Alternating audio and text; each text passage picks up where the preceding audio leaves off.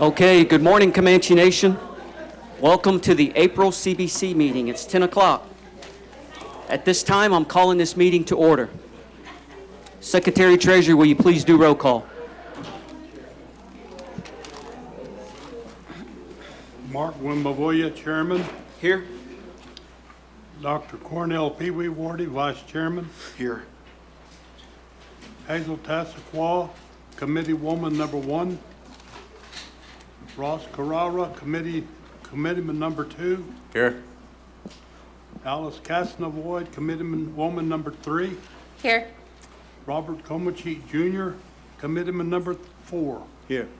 You have a quorum, Chairman. Thank you, Secretary Treasurer.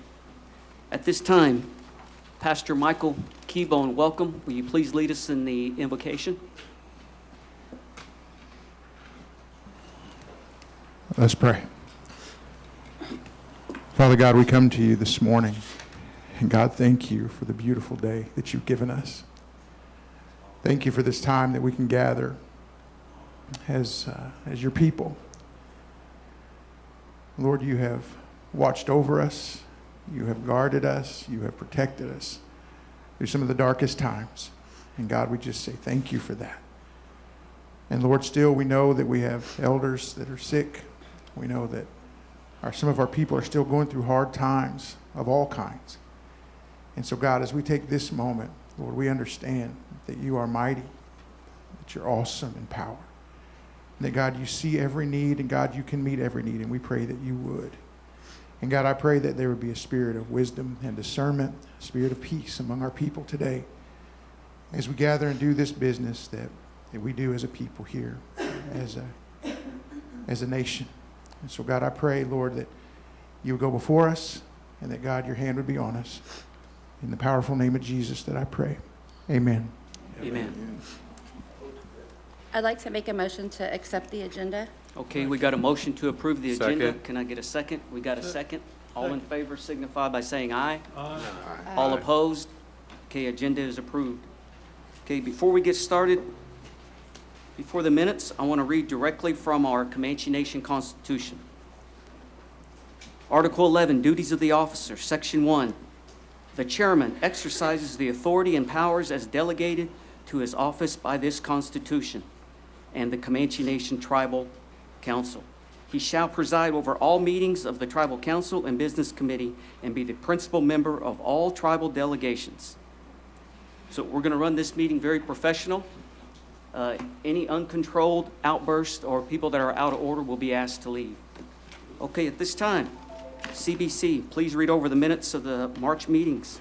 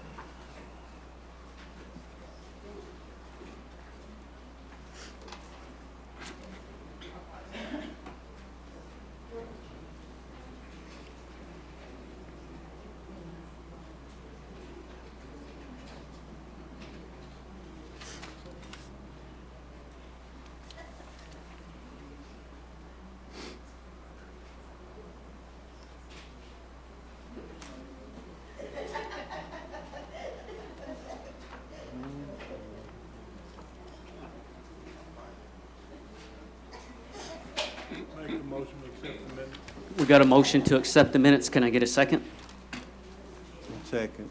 Second by CBC member number 4. All in favor of approving the minutes signify by saying aye. Aye. All opposed? Okay, March minutes have been approved. Okay, next on the agenda is executive and general officer reports. As your chairman, I attended all required meetings. I was invited to Riverside Indian School where I gave a motivational speech to the Lady Warriors basketball team before their first state appearance in the state basketball tournament. The First Lady and I sponsored a pizza and ice cream party at the Comanche Academy for the students who read over 1,000 books in less than a month. I was also the keynote speaker at the American Indian Chamber of Commerce Oklahoma City chapter at the First American Museum. I attended the ribbon cutting at Medicine Park Aquarium for the Comanche Nation workforce kids on their new excavation station. I was the keynote speaker at Cameron University at the Native American Nations for Perspectives and Possibilities. And I was also on the panel with the Lawton Mayor and the President and CEO of the Lawton Economic Development Department. I attended and presented Pendletons to both our Comanche Nation princes and princesses at their powwows. I visited our Comanche Youth Spring Break STEM Camp that we held here at the Ouachita Hall. I conducted walkthroughs of our programs that are located in Lawton. I walked through all of our casinos to check on our staff and our executives. The First Lady and I both volunteered and served meals several times at our elderly center in Lawton. I returned from the National Gaming Convention last week, 2023 Convention and Trade Show, and was voted in as a delegate at the annual meeting and was appointed to the Board of Directors as an alternate for the Southern Plains District. Okay, that concludes my report. Vice Chairman. Thank you. Marale. It gives me pleasure to look out into the audience and see you in your voices, not only physically, but those that are on live stream.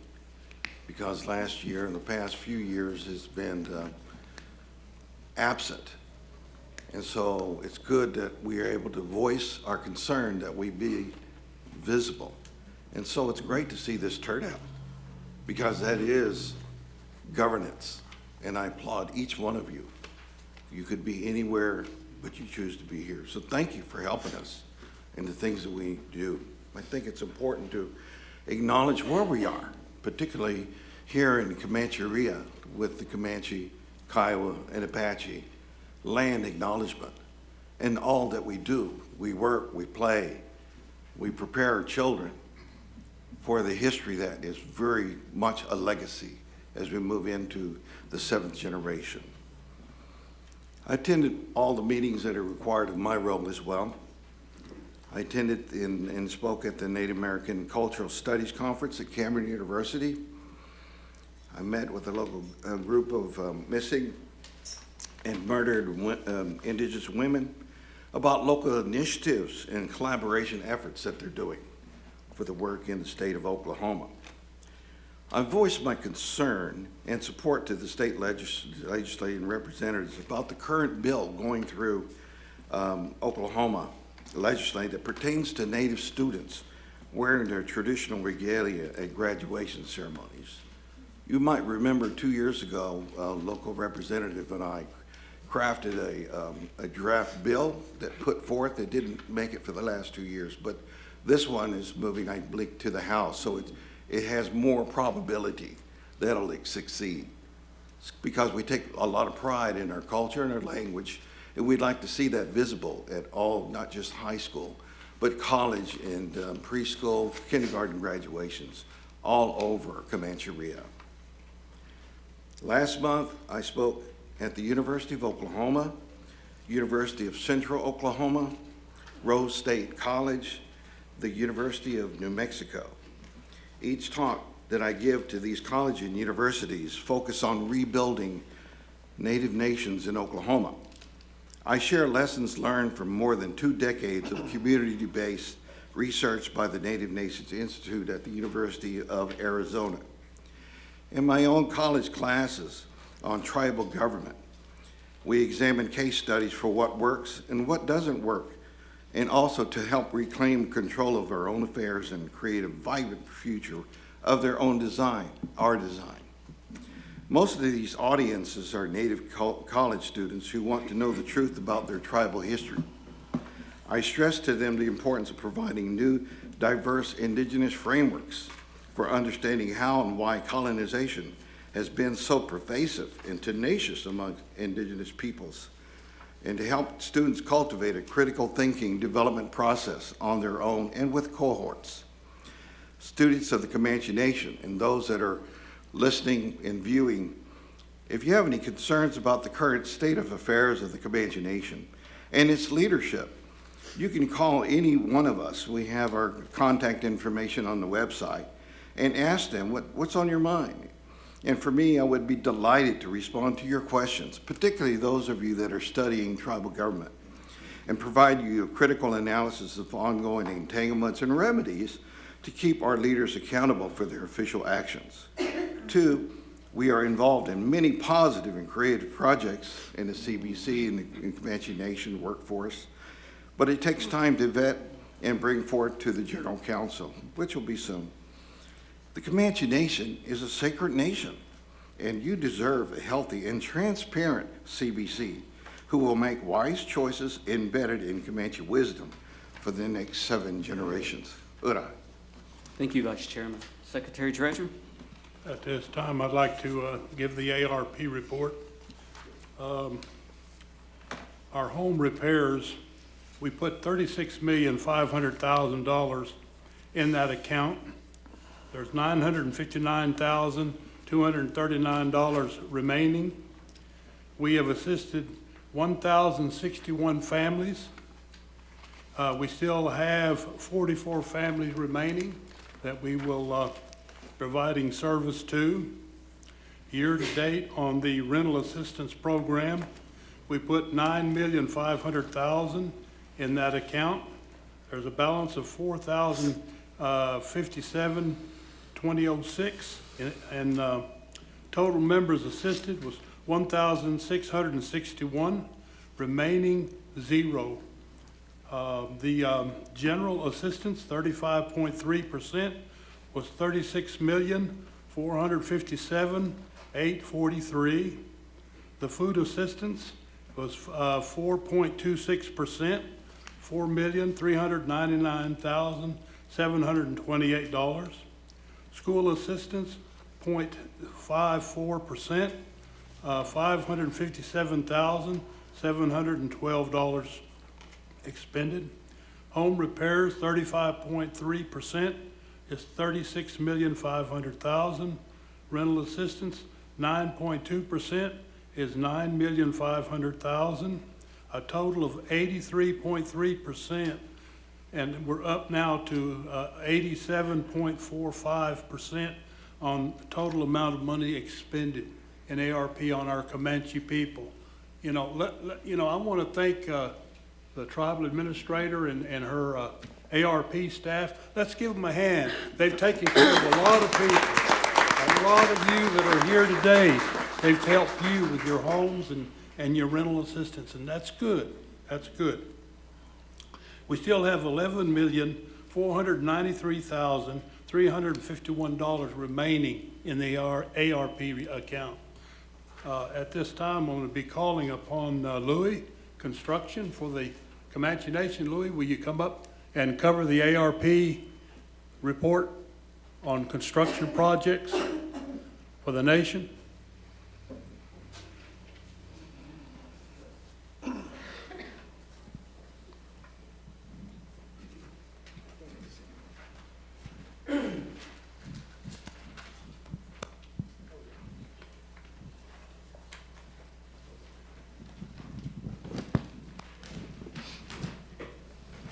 Hello, everybody. In the past year, from March to March, we've done a total of $6,773,132.66 in projects. These projects include work at the Assisted Living Center, the Apache Community Center, the Coahoma Community Center, the Waters Community Center. Now, those 3 community centers got all new roofs and interiors. The Assisted Living Center got a new boiler, a new HVAC system. The property building is a new building that's across the street. That was awarded last month. Okay, now, the new media room, which is located right here in this building, that's gonna be operational very soon. Then we have some Comanche Nation Funeral Home. We did some work over there to the prep room, and that's actually gonna be publicized in the funeral home book that comes out nationwide for Native American funeral homes. Then we also did some work for the Comanche Academy. We bought them a new modular, which they're gonna be moving in not till probably next school year. We built them a new kitchen over there. So those upgrades are coming, and we've actually are looking to do some upgrades to add on for future years, but that's still in the works. We did a new TPO roof at food distribution, and then we also did new EFS on the court building, the maintenance building, and also the fair building. We did a new roof, a new TPO roof on the Water Taker Hall. And then we paid for the water tower. That's gonna be the upgrades for the cash development to Comanche County Rural Water District number 4. And we're actually doing some upgrades to our ID department for the chairman's media room office. And then we're also doing some upgrades for the website to where it's gonna make it easier when tribal members want to go ahead and click on certain icons, everything, they can get resolutions and all kind of information a lot easier. Now with the CIP money, we've invested from last year $2,005,952, and we're looking at the record retention building, which is going up right here on the east side of the administration building. We're actually currently getting ready to start groundwork on a new CIP building. We're finally getting our own building. And then we've also did some renovations to the roof and at the Elder Center. That's actually started currently today. And if you're looking and thinking about future upgrades, we're actually working with the committee, getting all of our stuff together for the next funding year, because we like to forecast with our CIP 3 years in advance. And we like to carry over money. Sometimes we don't spend it because we try to save that money. So that way we start one project and we try to save it so we can move to the next year, so we're not having to come back to ask for additional funding. Thank you.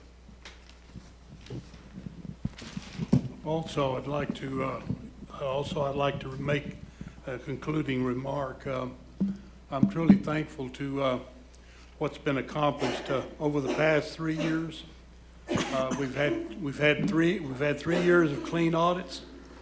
This nation is now low risk, where it was high risk when I took over this responsibility. Now it's low risk. We can move on with grants, loans, whatever we need to do. It cleared the way in the path for us. So I just wanted to share that with our nation. It's something to be proud of. 3 consecutive years, no financial findings. Thank you, Chairman. Thank you, Secretary Treasurer. It's good news. Okay, at this time, we're going to go into our committee reports. Our first one, Indian Health Board, CBC member number 3. Okay, the health board meets on the first Thursday of the month on Zoom. As for changes, it's still the same. Renovations are ongoing at the Lawton Pharmacy, and they're about to begin for the emergency room. Hospital complaints are to be turned into the patient advocate at the hospital. Okay, thank you. Cal-CAF program, CBC member number 4. Thank you, Chairman. The Comanche Nation Land and Cattle March Report. Our vision is to use responsible farming practices and agriculture technology to become the leading beef cattle producer in southwest Oklahoma. Our mission is to utilize our land and produce and supply tribal programs, businesses, and the local community with high-quality beef. In February, the CBC members, Robert Comanche, Alice Castabot, Hazel, Tashiqua, and Chairman Mark Wimova traveled to Washington, D.C. to attend the Native American Farm Bill Coalition. The coalition is in effect to educate the U.S. policymakers about tribal agriculture needs and advance a common policy agenda to ensure Indian country's priorities and acknowledge and include the decision-making process of the 2023 Farming Bill. We have also created a Comanche Nation cattle brand and a branding iron. The Comanche Nation Fair, we are in the process of donating 2 steers to be used for the food rations. At this time, we have 72 cows, 23 bulls, 25 heifers, 15 steers, 1 bull, for a total of 136 total head of beef for the cattle for the Comanche Nation. Thank you. Thank you, Robert. All right, next, Tax Commission, Secretary Treasurer. At this time, we like to introduce our new tax administrator. Harley, we come forward, come up. He's our new tax administrator. He's also over finance now. We combined the two. I'll allow you to go ahead and give your report since you're here. Okay? There you Hey everyone. For the month ended February 28, 2023, the Comanche Nation Tax Commission had a total net position of $2,987,535. The amount is comprised of $3,259,994 in total assets. Of that, $3,014,838 is cash. For the same period, the Tax Commission had net income of $365,662. Of this amount, the Tax Commission generated $680,706 in revenue. The amount is comprised of various operations, including the issuance of tags, tobacco tax, sales tax, and oil and gas tax.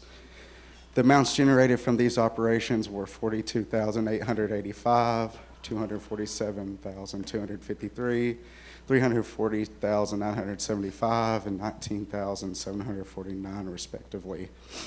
Commission's operating income for the month was $627,185.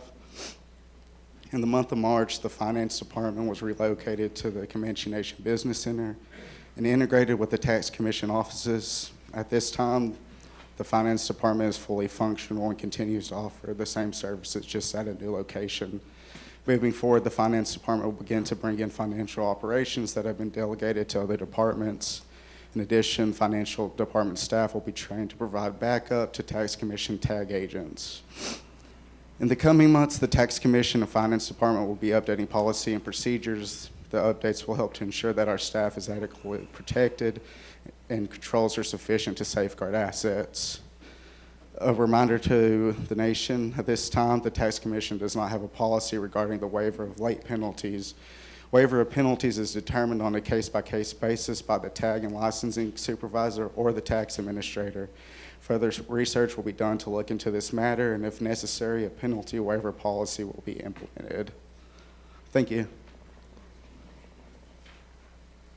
Okay, thank you, Mr. Pennington. It's good to see you. Okay, our next is the KCA Intertribal Land Use Committee. I'll give that report. We are still reviewing all land leases and maintaining our KCA cemeteries. We are still looking for a KCA director. Our interim director is running our KCA operations at this time. We have placed job announcements on various social media platforms as well as newspapers. Okay, our next report, Comanche Nation Housing Authority, CBC member number 3. Can you address the land lease with the city? That's still in negotiations. I know. We haven't signed anything yet. Um, Say again? w- Yes.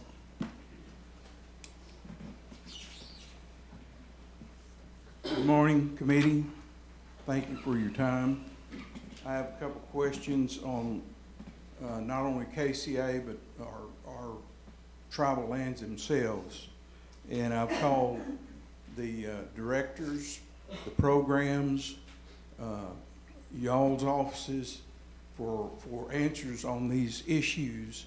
And I'm not complaining. I'm here to ask a question about, first of all, on KCA,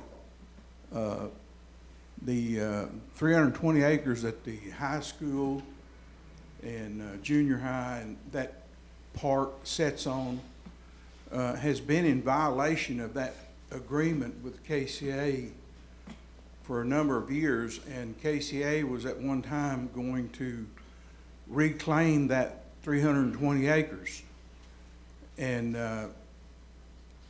they were to a point where they were going to put the claim in, and then I don't know, their program changed or their leadership changed, and it's kind of laid on the side. I was asking, wanting to ask, can that move forward with KCA? The other question I had with KCA is, like Ross had asked, some of the things I'm seeing that Lawton is asking for, one thing I want to point out is that is a gold mine. KCA land is a gold mine in Lawton, and that bunch has been after it for 75 years. And they're asking, there's not a partial waiver of sovereign. When it goes to court, you either relinquished your sovereignty or you didn't. And there's no agreement that will give them full authority and KCA not have anything to say. I mean, there's a lot of issues there that really bother me that they're asking for. The other thing that I've asked for and called for was the cobalt plant that they're wanting to put in Lawton. And everything, my background is land, environmental. That's where my PhD is. And those issues with that plant are very, very bad. That is going to run on the railroad across the road, right by the hospital. And that issue bothers me because they haven't come to the tribe as far as I know. They haven't asked for permits for air, water, for their production. It's going to involve our land, whether it's right next to it or not. I think the Felton Dean is down there where they're looking at. But the issues that bother me is that they are for our children and our elders. The things that come out of that are, from what I have seen and researched, cause cancer, cause poor water quality. I mean, it affects all of that. That is our jurisdiction, whether they want to hear it or not. They need to come to the tribe, and we need to be at the table talking to them about the permits, not only for that development, but for the air, for the water. That is ours. That is our jurisdiction. They are coming right through our lands. And as far as I know, and I haven't heard anything from the tribe, that they're at the table with that. Thank you. Stand by. Milton, on the 32 acres on the high school to reclaim it, we're only board members at the KCA. The KCA chairman is Chairman Cooper. We'll bring that up and we'll address that. You're welcome to come to the KCA meeting and address that with the KCA board.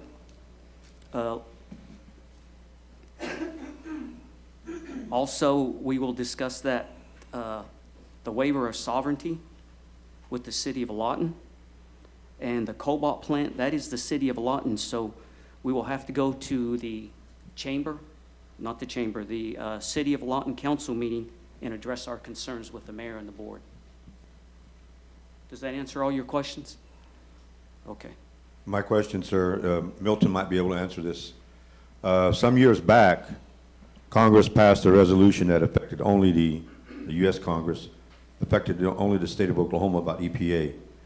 Milton, did they ever rescind that resolution giving Oklahoma the authority over tribal lands, EPA?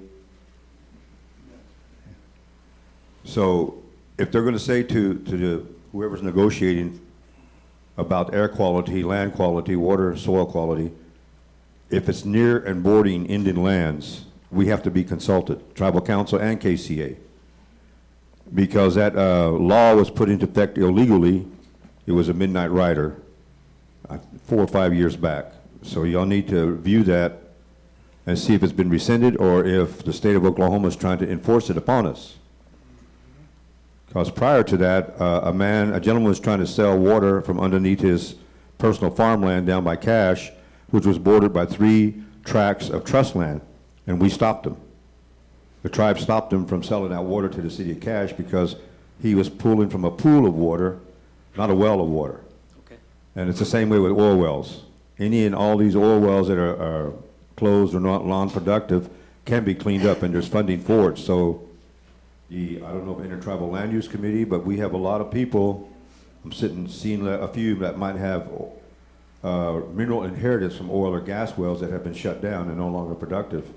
And they need to be cleaned up if they're on Indian land, and there's funding for that. But I think y'all need to be aware of the EPA ruling and see if Oklahoma's trying to push that forward. Thank you. Okay, we'll follow up with the state of Oklahoma EPA law or bill. And if it's near Chair- Indian land. Chairman, Yes. Chairman, I'd like tribal attorney, would you speak to that for us, please? We definitely want this looked into. So Yeah. can you look into it for us? Yeah, I'm gonna need a little bit more specifics to help me out, but I'm Okay. definitely happy to look into anything. Thank you, Forrest. Okay, moving on to our next report, Comanche Housing Authority, CBC member number 3. Okay, for the Housing Authority, the Elder Outreach Assistants have made over 1,200 contacts as of March 2023. Once again, the Housing Authority is waiting funding from BIA for a program for our out-of-area tribal citizens. This is going to be a one-time assistance for repairs for their home. So be on the lookout for that announcement whenever they receive the funds. Thank you. Okay, Enterprise is next. CBC members 3 and 4 set on our Enterprise board. For the enterprises, per the charter, the enterprise board is only required to give an update, and that update was given at the annual meeting held Saturday, February the 25th. Thank you. Okay, moving on. Can I say something real quick? Yes. This was omitted from any of the reports, but it was a significant thing that happened last month.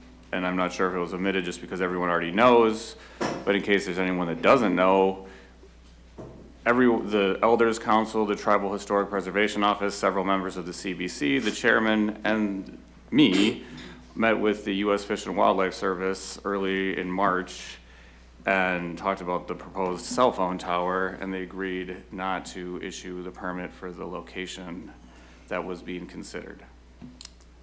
Thank you for that update, Forrest. Yes. Yeah, we can clap for that. Okay, moving on to our first resolution, Enrollment Resolution 28-2023. Ms. Castavoid, will you please read that resolution? Yes, starting at the second whereas, list number 1280.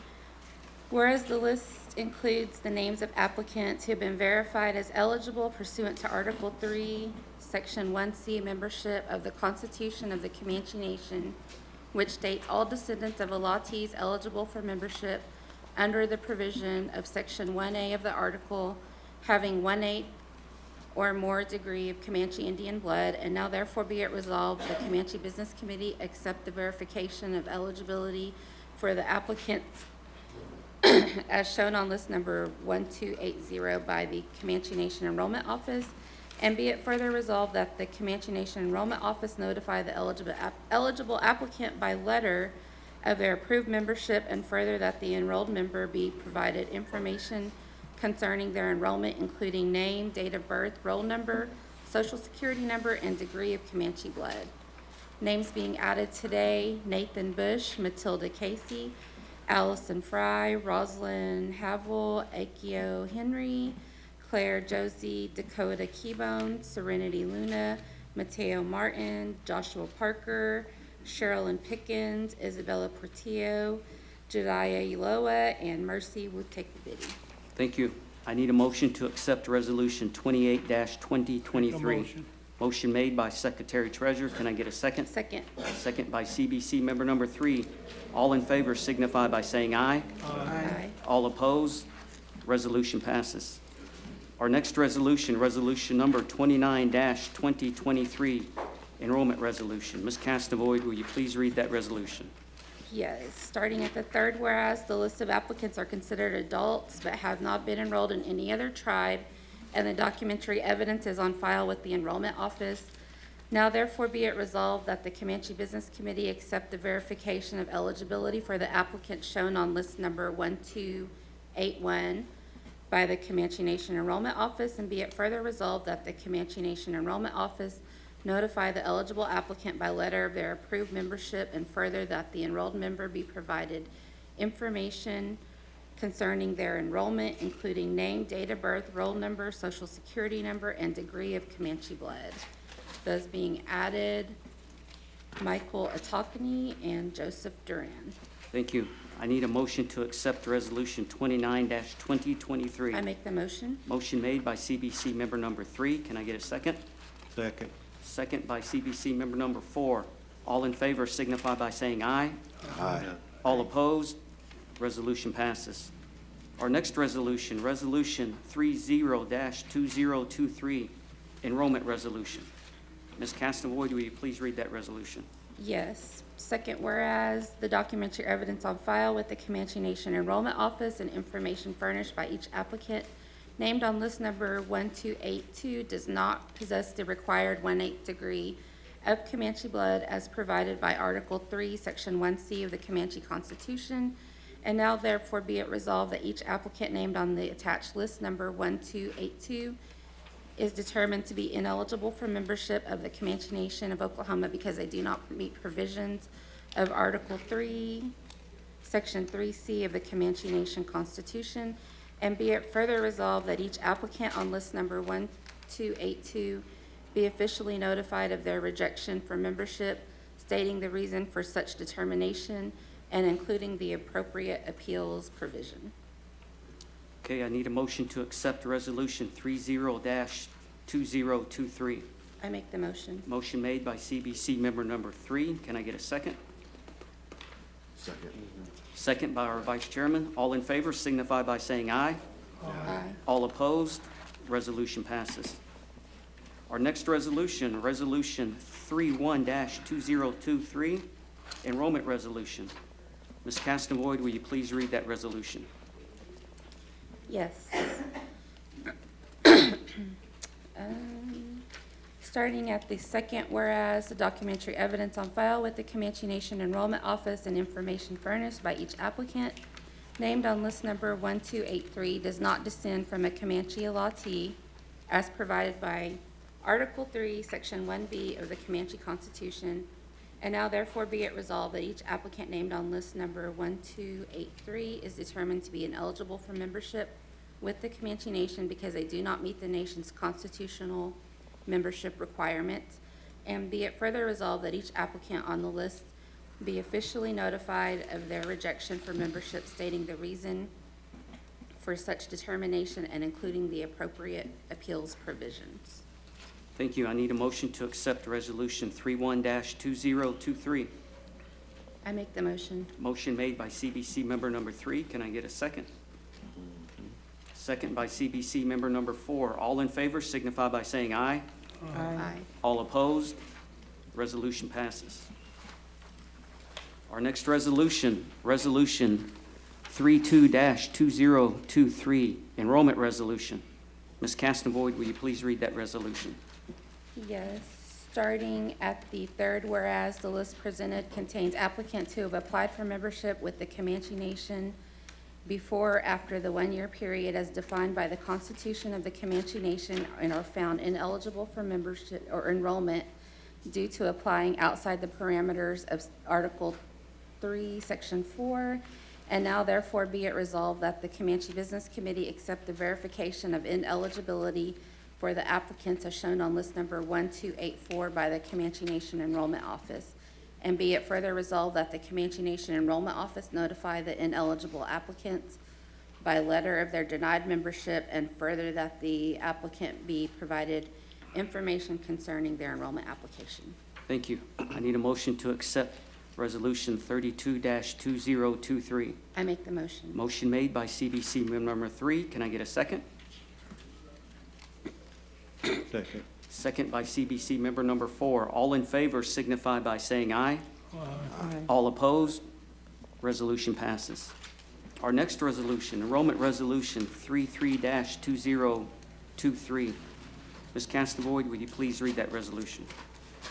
Yes, starting at the fourth whereas, the Comanche Business Committee has been presented documentary evidence from the Comanche Nation Enrollment Office.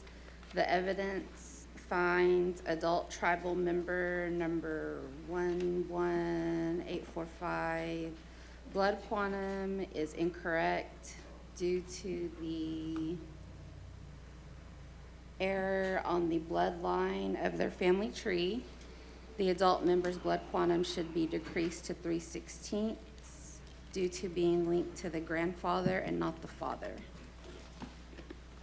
Therefore, be it resolved that the Comanche Business Committee accept the documentary evidence for the member to correct the blood quantum from 1/4 to 3/16 degree Comanche Indian blood. And be it further resolved that the Comanche Nation Enrollment Office notify the member by letter of the corrected blood quantum, and further that the enrolled member be provided information concerning their enrollment, including name, date of birth, roll number, social security number, and updated degree of Comanche blood. Thank you. I need a motion to accept Resolution 33-2023.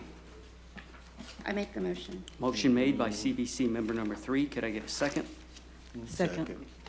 Second by CBC member number 1. All in favor signify by saying aye. All opposed, resolution passes. Okay, our last enrollment resolution, Resolution 34-2023. Ms. Castavoid, will you please read that resolution? Yes.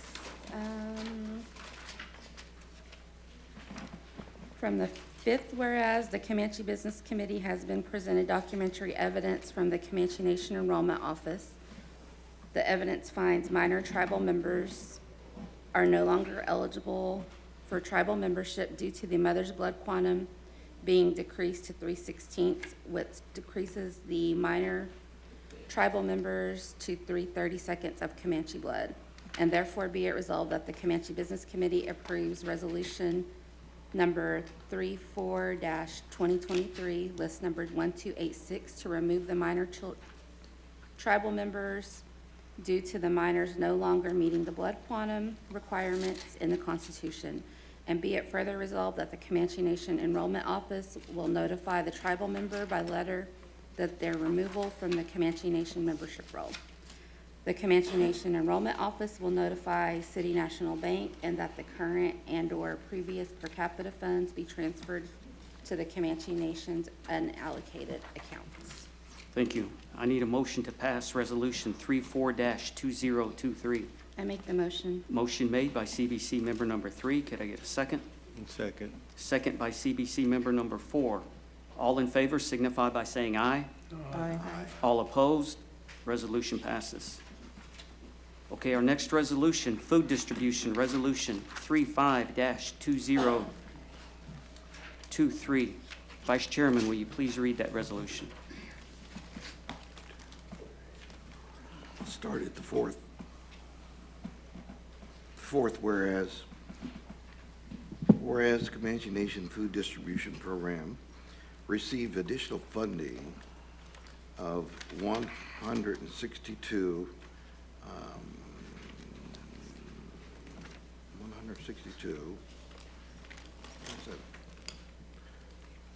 162,000 and 182 on June 22nd, 2020, to purchase a new box truck with reefer units to tailgate to Walters, Oklahoma, and Frederick, Oklahoma. And now therefore be resolved, the Comanche Business Committee hereby authorizes the purchase of a new box truck with reefer units from Premier Truck Group of Oklahoma City, Oklahoma. Thank you. I need a motion to accept Resolution 35-2023.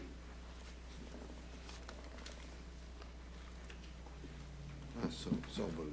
So moved by Vice Chairman. Can I get a second? Second. Second by CBC member number 3. All in favor signify by saying aye. Aye. All opposed? Resolution passes. Our next resolution, transit resolution number 36-2023. Vice Chairman, will you please read that resolution?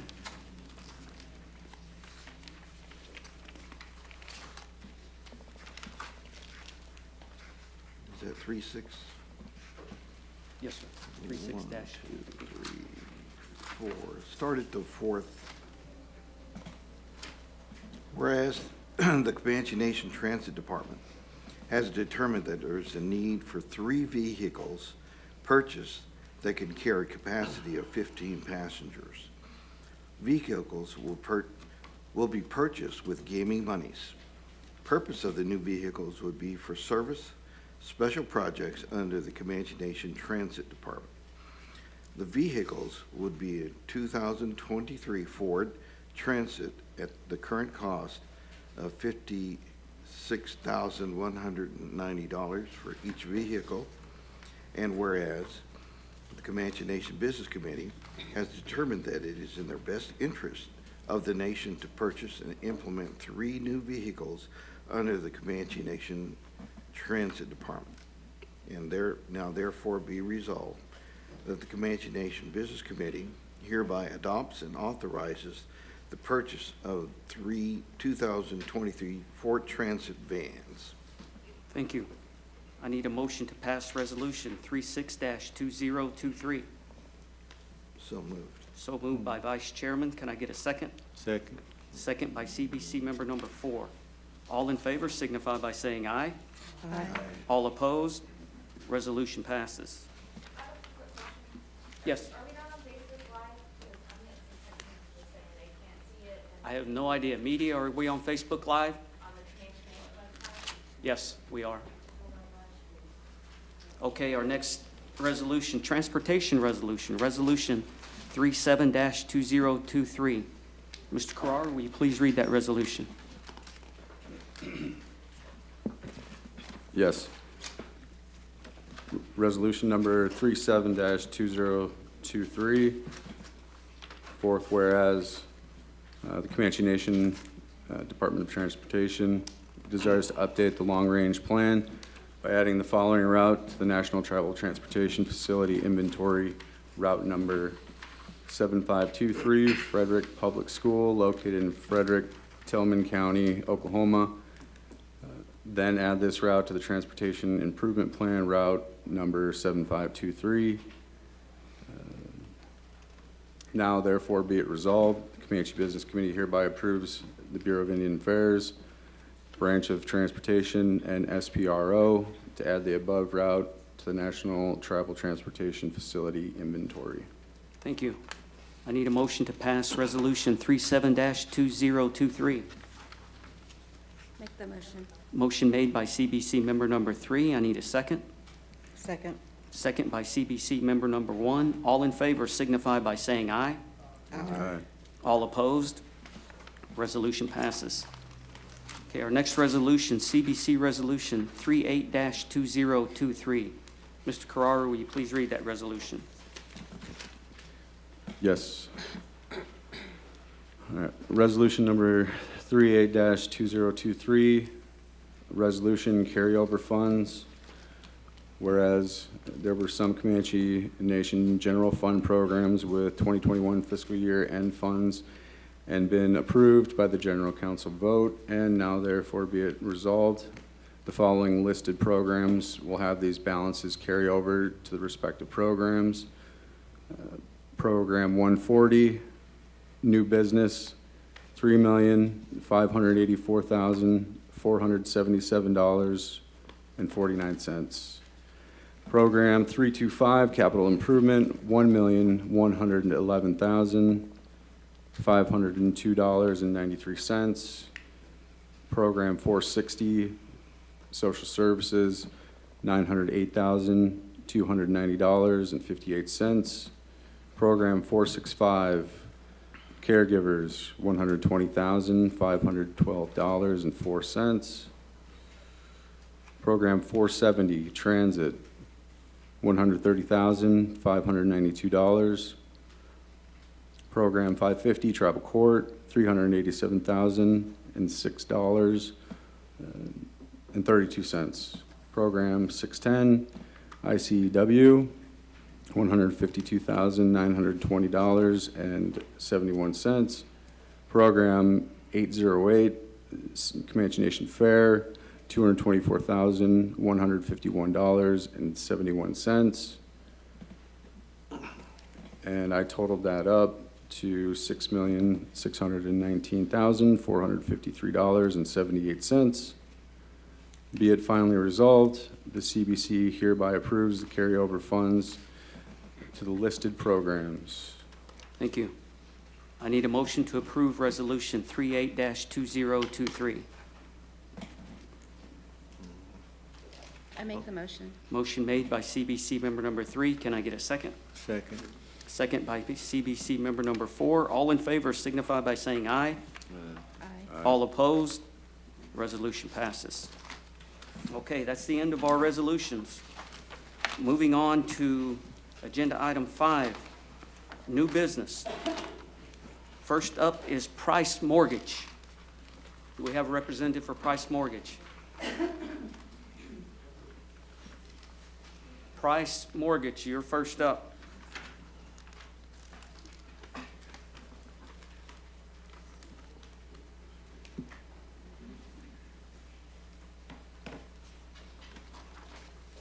Looks like they are not here.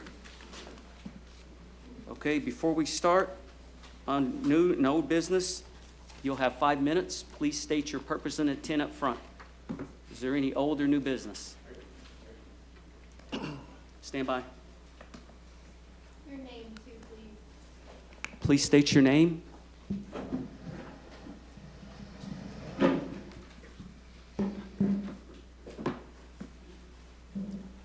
My name is Lenora Parker, and I am a member of the Elder Council. And there are about 15 representatives here, and I would like to pose this question to the CBC. I would like you all to assist us and give us some guidance. There are many things that are going on with the Elder Council officers. And I'm just going to state a few facts so that you'll be more aware. And I did address the CBC before, and they did offer some assistance, but we need more assistance at this time. What's going on currently is the bylaws are not being followed. The officers have made 3 amendments, and none of us know, none of the membership, we do not know if they have been approved by the CBC. In the past history of the Elder Council, they were always approved by the CBC.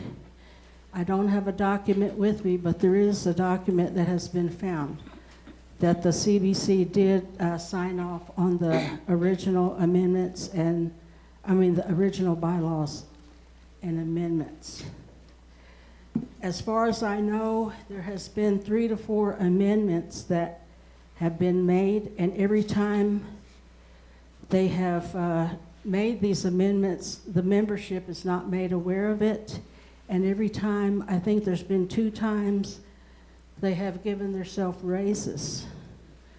So I just want to make you aware of things because none of you have really been to our meetings, and there are no minutes for a whole year.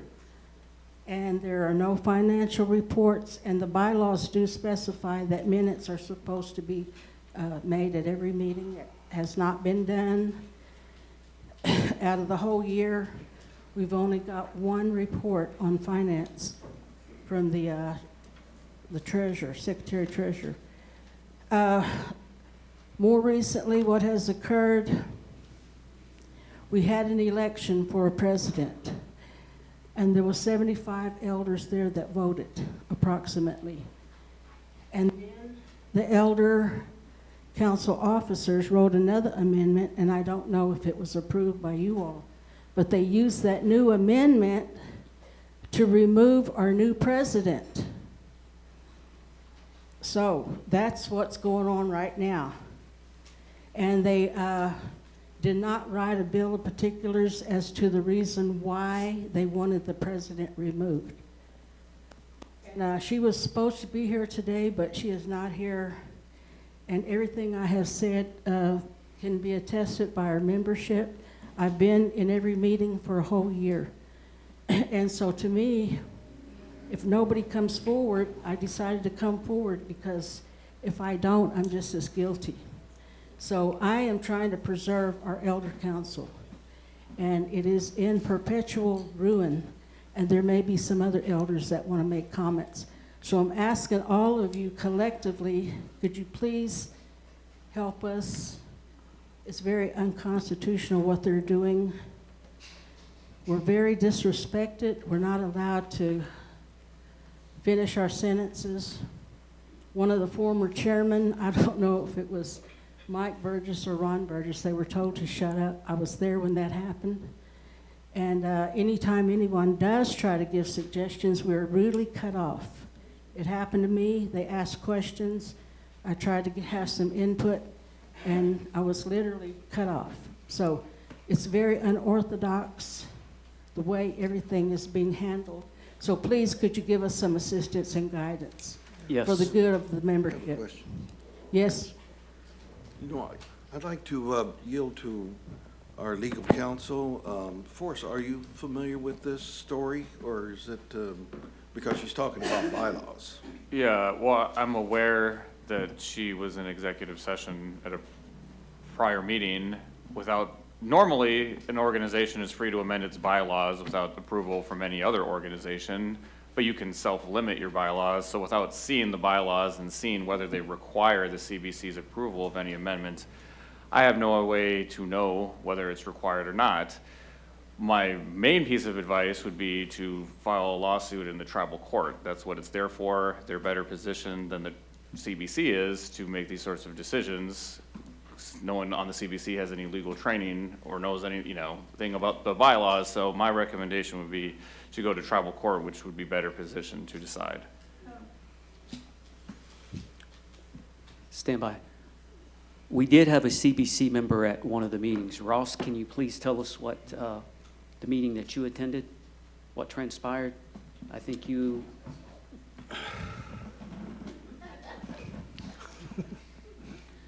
Well, yes, I was there. I attended as a guest and then got brought into it to assist with them doing their vote, because they were instructed at a previous CBC meeting to hold a vote because there was a vacancy, and a couple of the positions should have been up for election. So they ended up having the chair and vice secretary treasurer have the vote. Well, they didn't have the bylaws. They had amended the bylaws. At some point in time, nobody had them. So I went and had them printed out. Ms. Mansky assisted me with that. I brought them back, read them, the bylaws. They had consolidated 2 positions, which only left 3 executives. So they had to amend their bylaws to separate those 2 positions, first off, and then they had to amend the agenda to include the election, because they weren't holding the election at that time. They were instructed in December, I believe, to hold it, and they hadn't done it at that time. So they ended up holding that vote for the chair, president, and then the secretary position, which then they had the outcome. And I'm not sure what happened after that, how the chair was removed. There is a clause within the bylaws that says the executives have the discretion to vote, whether it's in open session or at one of their meetings, and I assume it was at one of their meetings where they did this. Is that correct? So that, I guess that's just a little background as to what happened then.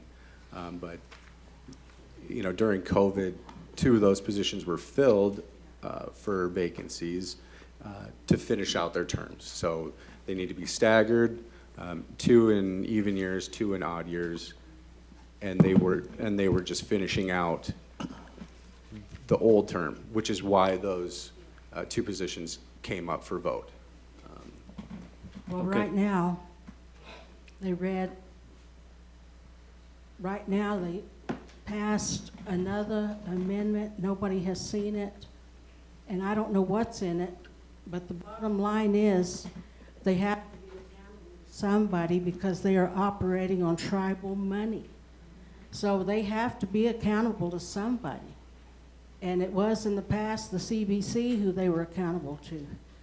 So the CBC originally signed off on all their information, whether it was the bylaws or amendments. So I would appreciate if you would all look into that and help us out, because it is getting pretty bad. It's very chaotic, unorganized, and unorthodox. The way they are running it, it's literally a dictatorship.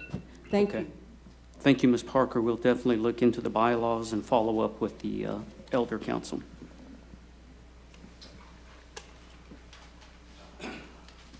My name is Neil Wardy, and 2 things I want to really stress in what I have to say is what we're talking about now, Comanche history and Comanche values.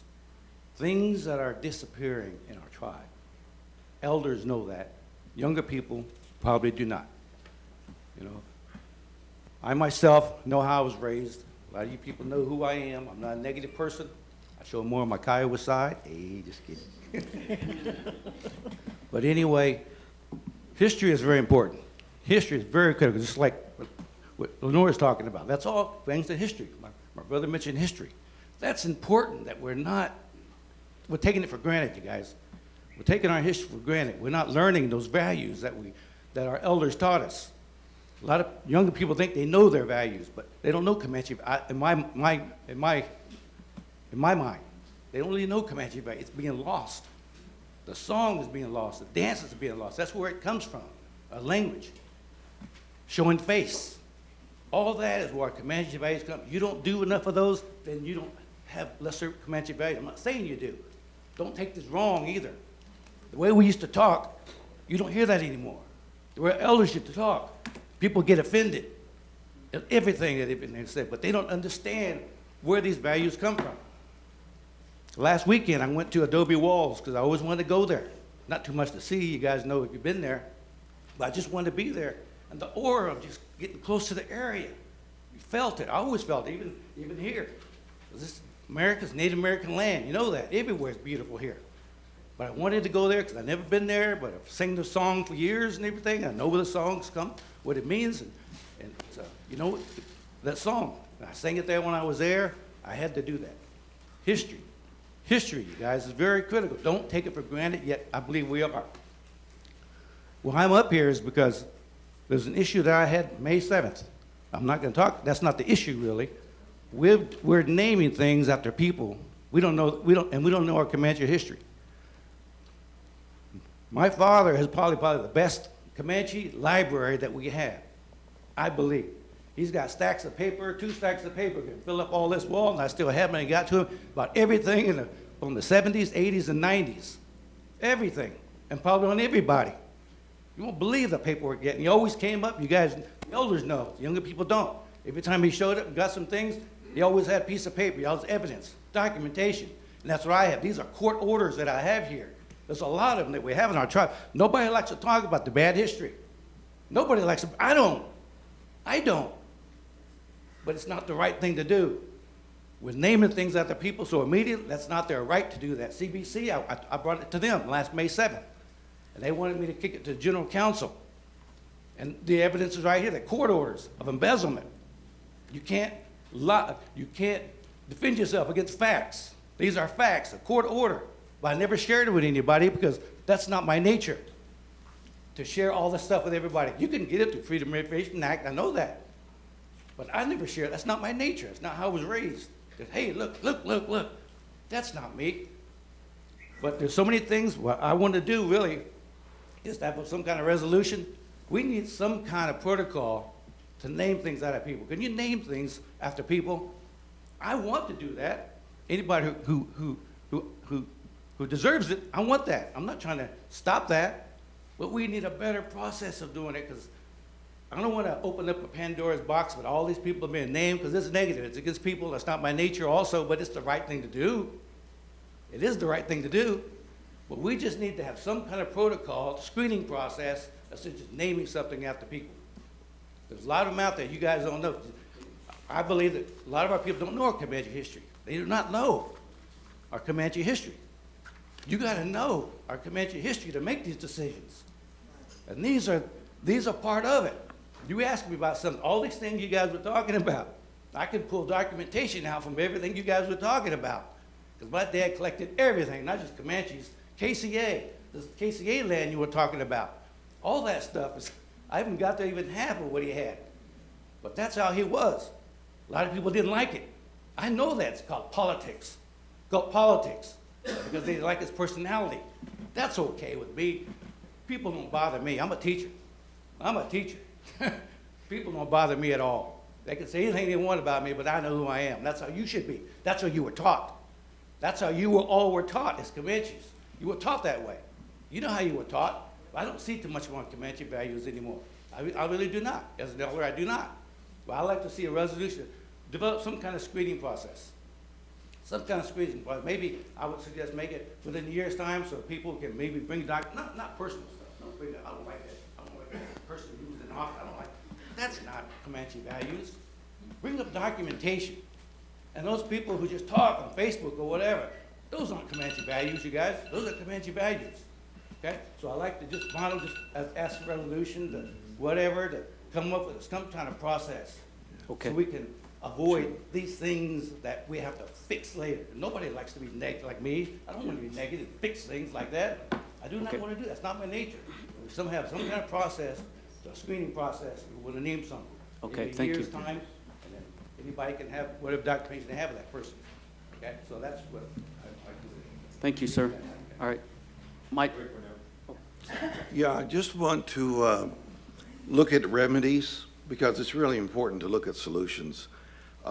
I brought this topic up in the framework of naming and renaming, because that was at the last all-entity meeting last month. And so as we began to look at our growth, in our growth, we're going to be looking at facilities, rooms, auditoriums, and things that need identification in markers. And so in doing, I asked if there was any kind of policy or guidelines, or there's not.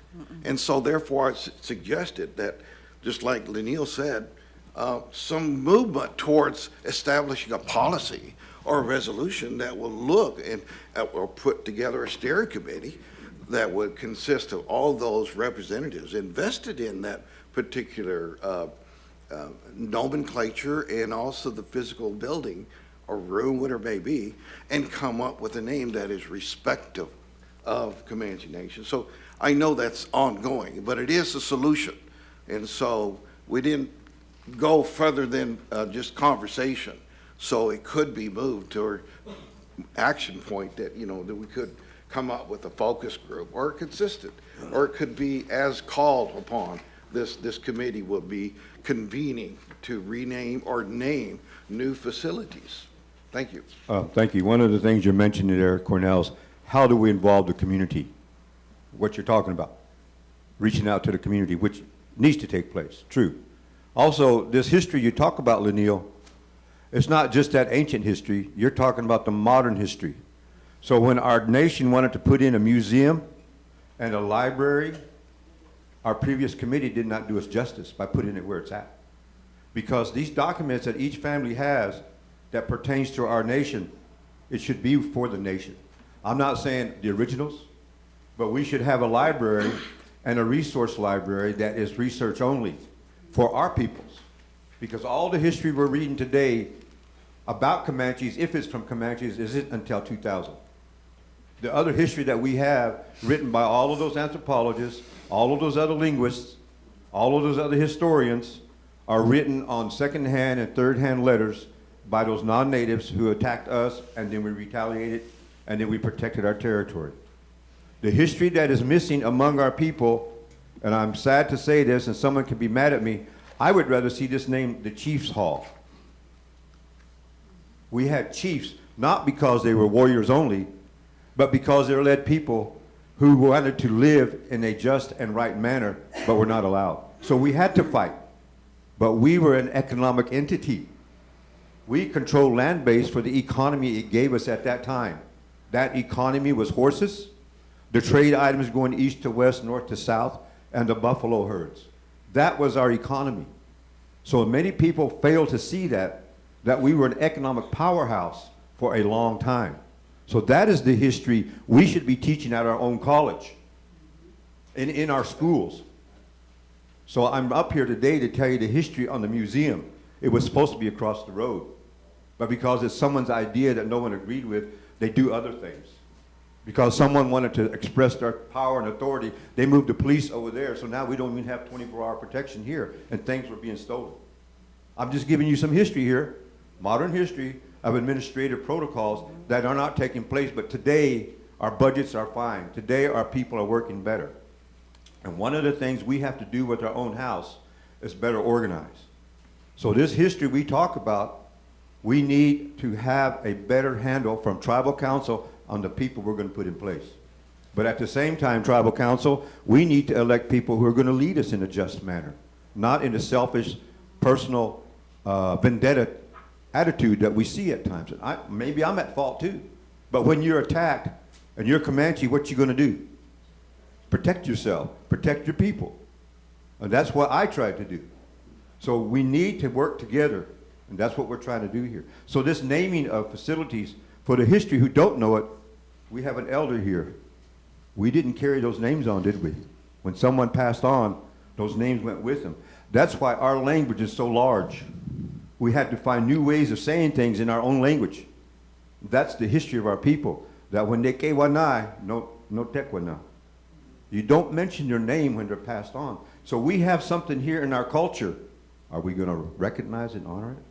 Or are we going to change to match modern culture? Thank you. I'd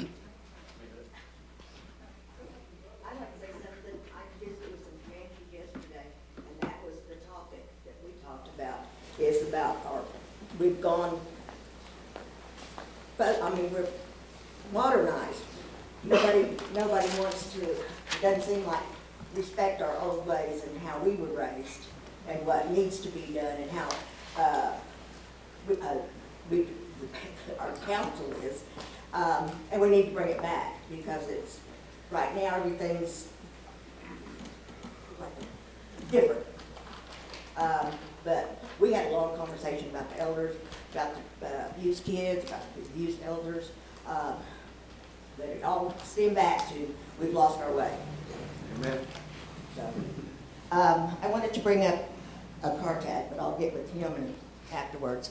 And also I'd like to bring up, I mentioned having our own dental and an AM/PM clinic previously. Has anything been done or discussed or anything about that? Because I got calls and people said it was a good idea and they wanted to know if anybody was going to follow through. And I said, well, I didn't get any comments on that. I'm not aware of that discussion and item in the meetings that we've had. Okay, so nothing's happening with it. Okay, and the MMIP, I said, like, I'm still staying on the sign. Why can't we have a sign? Clyde's got one over here, and I'm going to ask him about putting Clyde's property on his sign, since we can't get one on our property in Clyde. And it's very important. I watched Alaska Daily, and it's in missing and murdered women and men up in Alaska. It's a good show. I recommend it. Also our KCA, there was a big article in the paper, and that's why everybody was concerned about what was going on. I got calls and people talking. I called Anadarko, and Anadarko told me that the KCA cannot, in their opinion, but they're going to take it to higher up, in their opinion, cannot make that decision. It's the people that make the decision where that goes. And I said, well, we have no information on it. I said, all we have is a big article in the paper that $1 a year for 55 years. And everybody's calling and saying, no, what are they trying to do? So that's why I called. But like I said, that's going to a higher up. But if you would give the information out to these people, then, because they've got all kinds of things in their minds that's going on, excuse me, that are going on. Now, we couldn't even get the 3 tribes to agree for them to do something together. But yet, they're gonna get together and basically give it to Lawton. And we're not gonna see anything from it, from what it says in the paper. So if you believe what's in the paper, then, you know, all the people are saying, no, we don't want it. There's no way. So I wish whoever knows something to explain to us. Nobody knows anything? That would be interesting. Yeah. Isn't that why we gave up the water part? Why is it in the paper and none of y'all know anything about it? What happened to your work sessions? Don't y'all still get together? When something like that in collaboration, particularly as 3 solver nations and talking, you know, to me, from my background, I would look at the feasibility study. I mean, where's the voice? Where's the surveying? Who's going to be involved? And then the economic impact. How is that going to benefit our children at the present time? And like I said before, 7 generations down the road. And I have not seen anything like that. Well, neither have the people, and when it comes out in paper, and then we've never heard about it, then we're kind of slapped in the face of what's going on. What are they giving to Lawton? The land to Yeah, use? yeah, leasing it for, was it $1 or $2 a year No. for 55 years? Oh, just like the, what Yeah. is it, the Great Plains Museum and everything that's there Yeah. that we don't get benefits from, and they're not supposed to be making money on that land. Well, my understanding too, then the money they make is supposed to go back in and keep it. Well, it doesn't, does it? Well, I mean, on this, if they lease the property, it's supposed to go back to running it. But like I said, the 3 tribes couldn't get together to build anything together, but yet they want to give it to Lawton. For $1 an acre, or whatever. Yeah, You 55 guys, years. really, you need to, can we get you to check into that before they do something? And that should have been explained to us, what was going on before it even appeared in the paper. I mean, we as the people should know what's happening. All right, go ahead, Mike. To answer the question about the BIA, if it's a business lease, the BIA is going to have to approve a business lease, and generally it won't be approved for more than 5 years unless it's very beneficial. At the most, it can be approved at any one time would be 20 years. So the BIA itself will have some say-so over an industrial or business type of leasing on this land, and that's why they say it's going to higher up. So that higher up will probably most likely kick it out, because if we, the KCA peoples, call for a meeting, which we have the authority to do, we should call for a meeting of the members of the 3 tribes to vote yes or no, but at the same time, that environmental impact statement that Mr. Soapville was asking about has to be brought forward.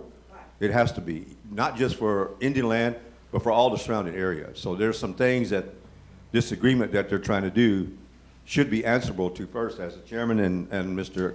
Peabody is saying, an assessment has to be done. And that's, One person up there said he was meeting with the regional director the next day, and I said, tell him yeah. Comanches don't want that. We're not gonna have that. Well, that's, again, that our CBC and the members on KCA can request a meeting of all 3 tribes people. And that hasn't been done since the 60s, since we broke away. But I think the three guys on the KCA went up there and met with them.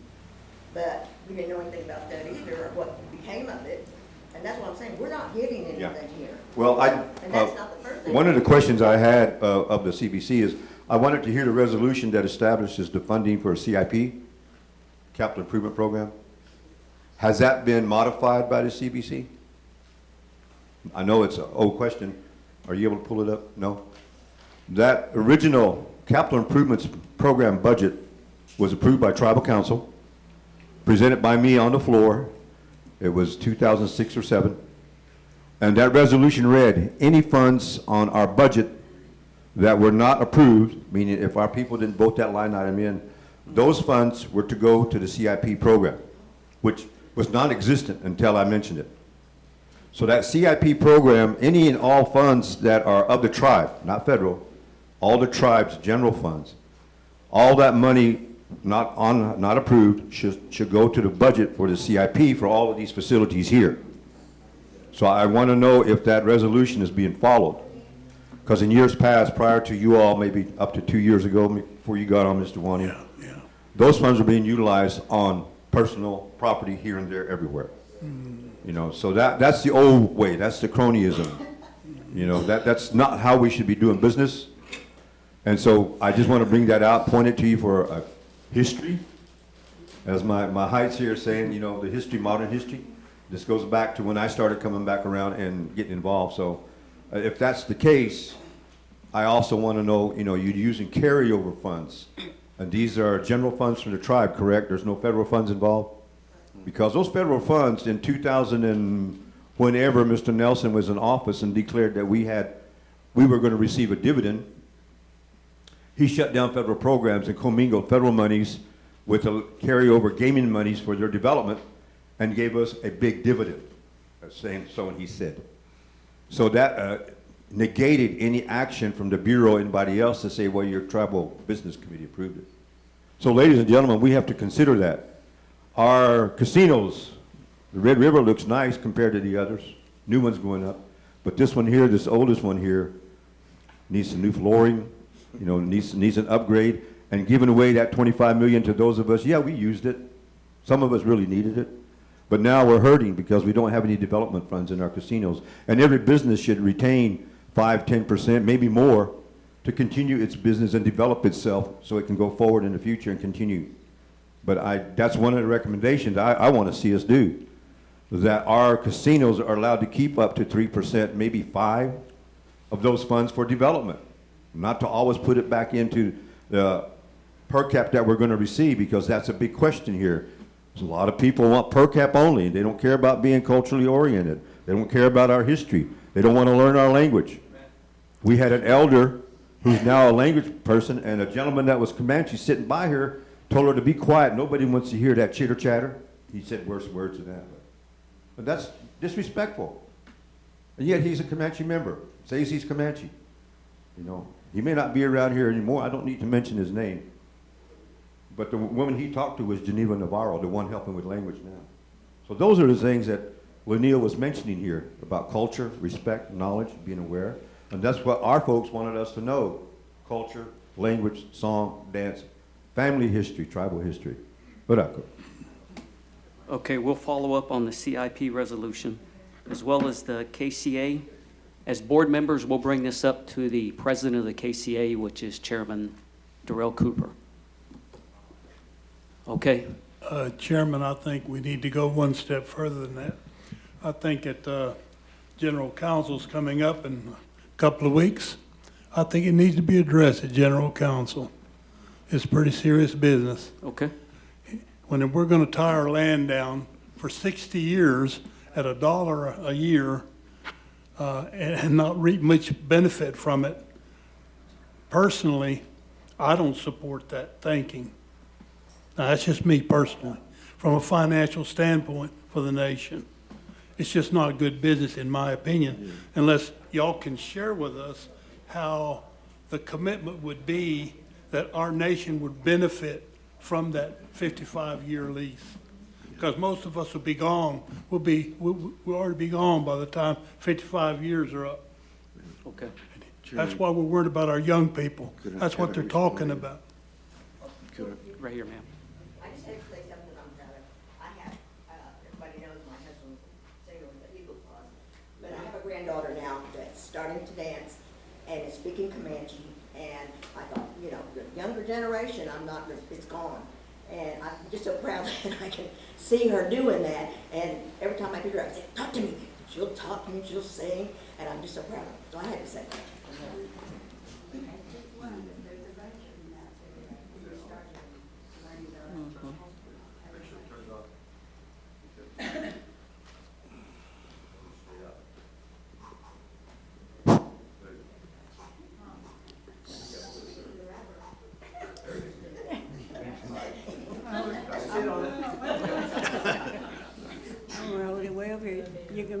forget what I wanted to talk about now.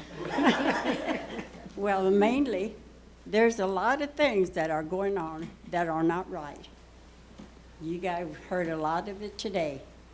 But there's a whole bunch more that's been shoved under the table for years and years and years, way before we were here. But the thing that gets me the most is when I drive by that big high school over there in Lawton, sitting on the corner of our property, so to speak, that's KCA land. All of that where the museum and that school's at, then they keep putting more things over there. Now they went in over and did this thing over at the park. Okay? Now Lawton wants to have their big Christmas doings and have all these lights and everybody volunteer, and you go in and you donate money or whatever. All of that stuff, how come no one's ever dug into the fact that they were never supposed to have anything making money on any of that property? That's from where the park starts clear to the end of it. That's KCA land. That's our property. No one's looked into it. I talked to Mr. The last chairman, and he says, well, we're looking into it. Well, he didn't look into it. I said, why is it Lawton's building all of this stuff on our property and no one's, had they contacted any of our CBC or our tribal members about what they're doing? And just like that park, they're putting, and it's just so many things that we're so, how is this, not dumb, but ignorant of the facts because they've been shoved under the table. And it's just like when you hire people, and he mentioned it. Okay, now we got an election coming up. We've got people that's going to be elected into these offices. We need to be screened. They need to be screened when they're going and being announced to these jobs. We've got people working for the tribe right now, family or whoever, whatever the family members are, or just people out there that are not doing the right things for the tribe. They're in these positions instead of working to take care of things, to make things right for everybody, they're digging into their own pockets. Y'all know what I'm talking about. We've got people working in our tribal offices that are not taking care of business for the tribe, but taking care of their family members or their friends or whoever else because they want to keep their jobs. And that should not be one of the issues that should be going on when you're elected to these offices. I'm talking about it. Now, y'all can get mad at me if you want to, but I'm looking at the big picture like Daniil said. Well, are we doing with our history? And that's a part of it. That's a part of it. Are we not going to keep things straight? Are we not going to be a legitimate business, tribe, instead of having our fingers stuck out here, everybody get whatever you want while you're in your office. That way you'll be taken care of. The rest of us out here are sitting on the background watching it. And it's going on. And I'm saying this because I want to see things done better for everybody. Not just, I don't want anything myself. I'm up here where I'm going to be leaving you guys pretty soon. And I'm going to go to that beautiful home. But in the meantime, while I'm here, I would like to see things better for everybody. Everybody, not just a handful. We've got a handful of people that think they own the tribe, and no one else has a say-so. And you guys know what I'm talking about. And that needs to be straightened out. Everybody needs to be a part of it. Am I wrong? No. Well, you got these people out here that are voting Comanches. Vote somebody in there that you know is going to be straight. Vote someone in there that knows the job. Okay? I just had to stand up here to say something. I want things to be right for all of us. Thank you. I love her. Wow.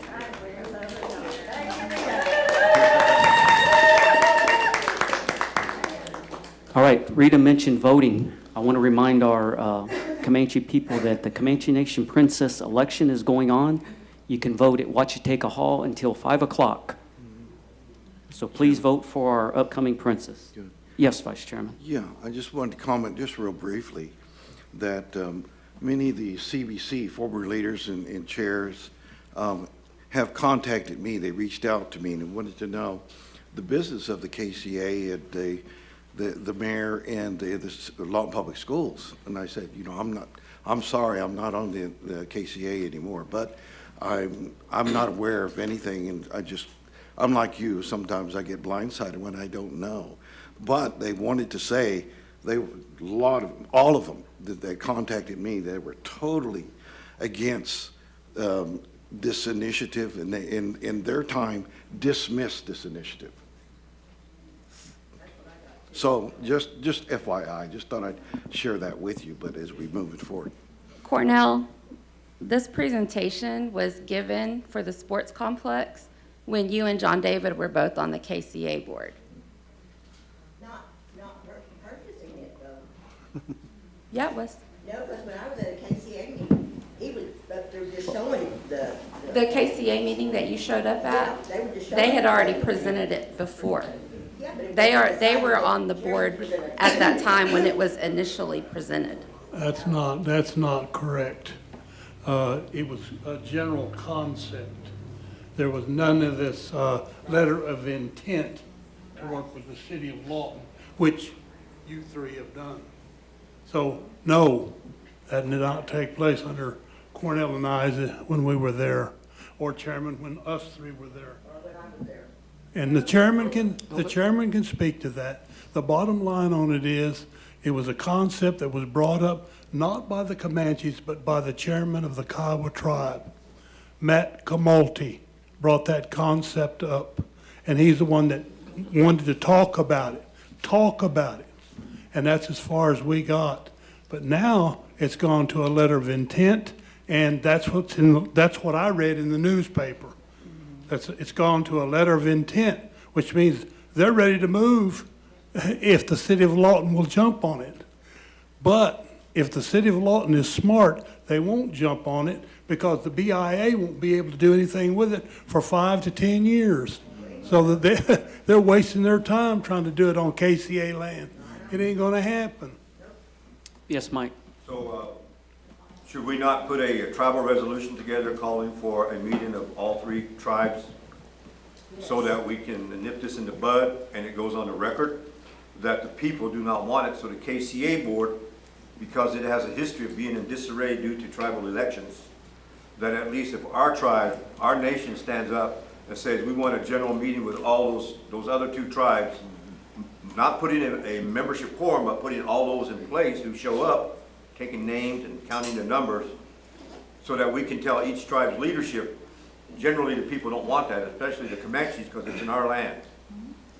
You know, and Our CBC make a motion speaking to the point of Ms. Barnhart, Ms. Kusiwil here, the KCA ownership and agreement on that park area is equal to the same ownership of KCA in the park area in Anadarko.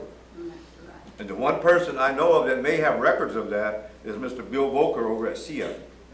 He may have documentation showing that the three tribes own that land and it was only allowed Anadarko to maintain it, not to own it. So any ownership still belongs to the tribe. Some, sadly to say, lack trust status of the lands.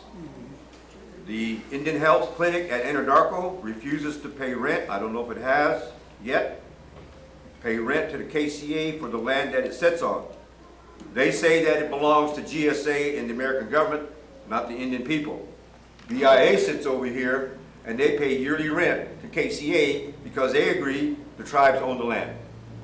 So we have a dichotomy, a real hard thing here with GSA around the country saying that our tribes don't own the land that were reserved by agreements to us and that they can do what they want and not pay rent for it or utility costs.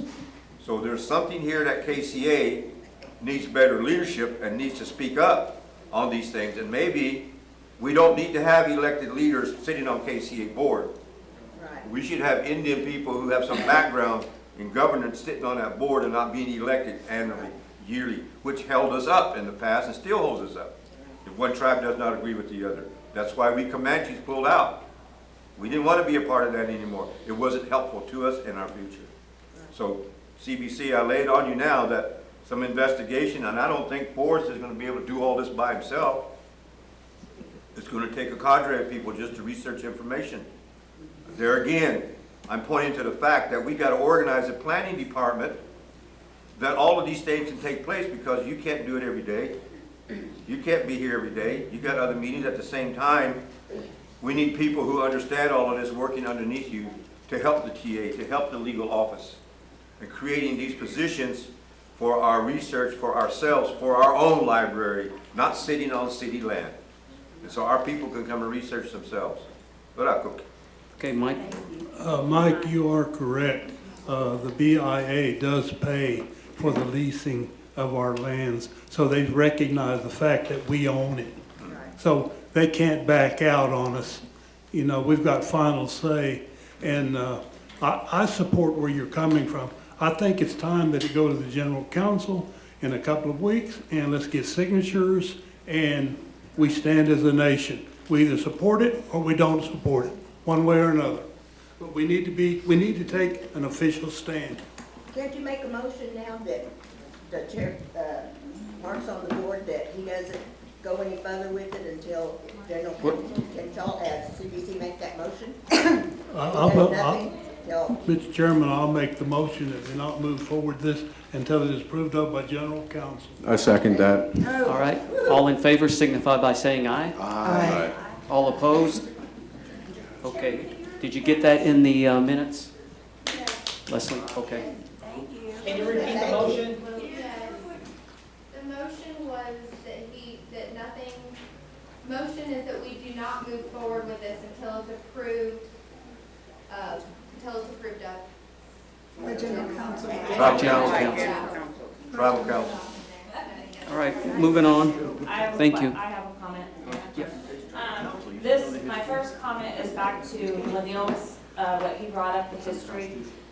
He was speaking of court cases and embezzlement and stuff like that.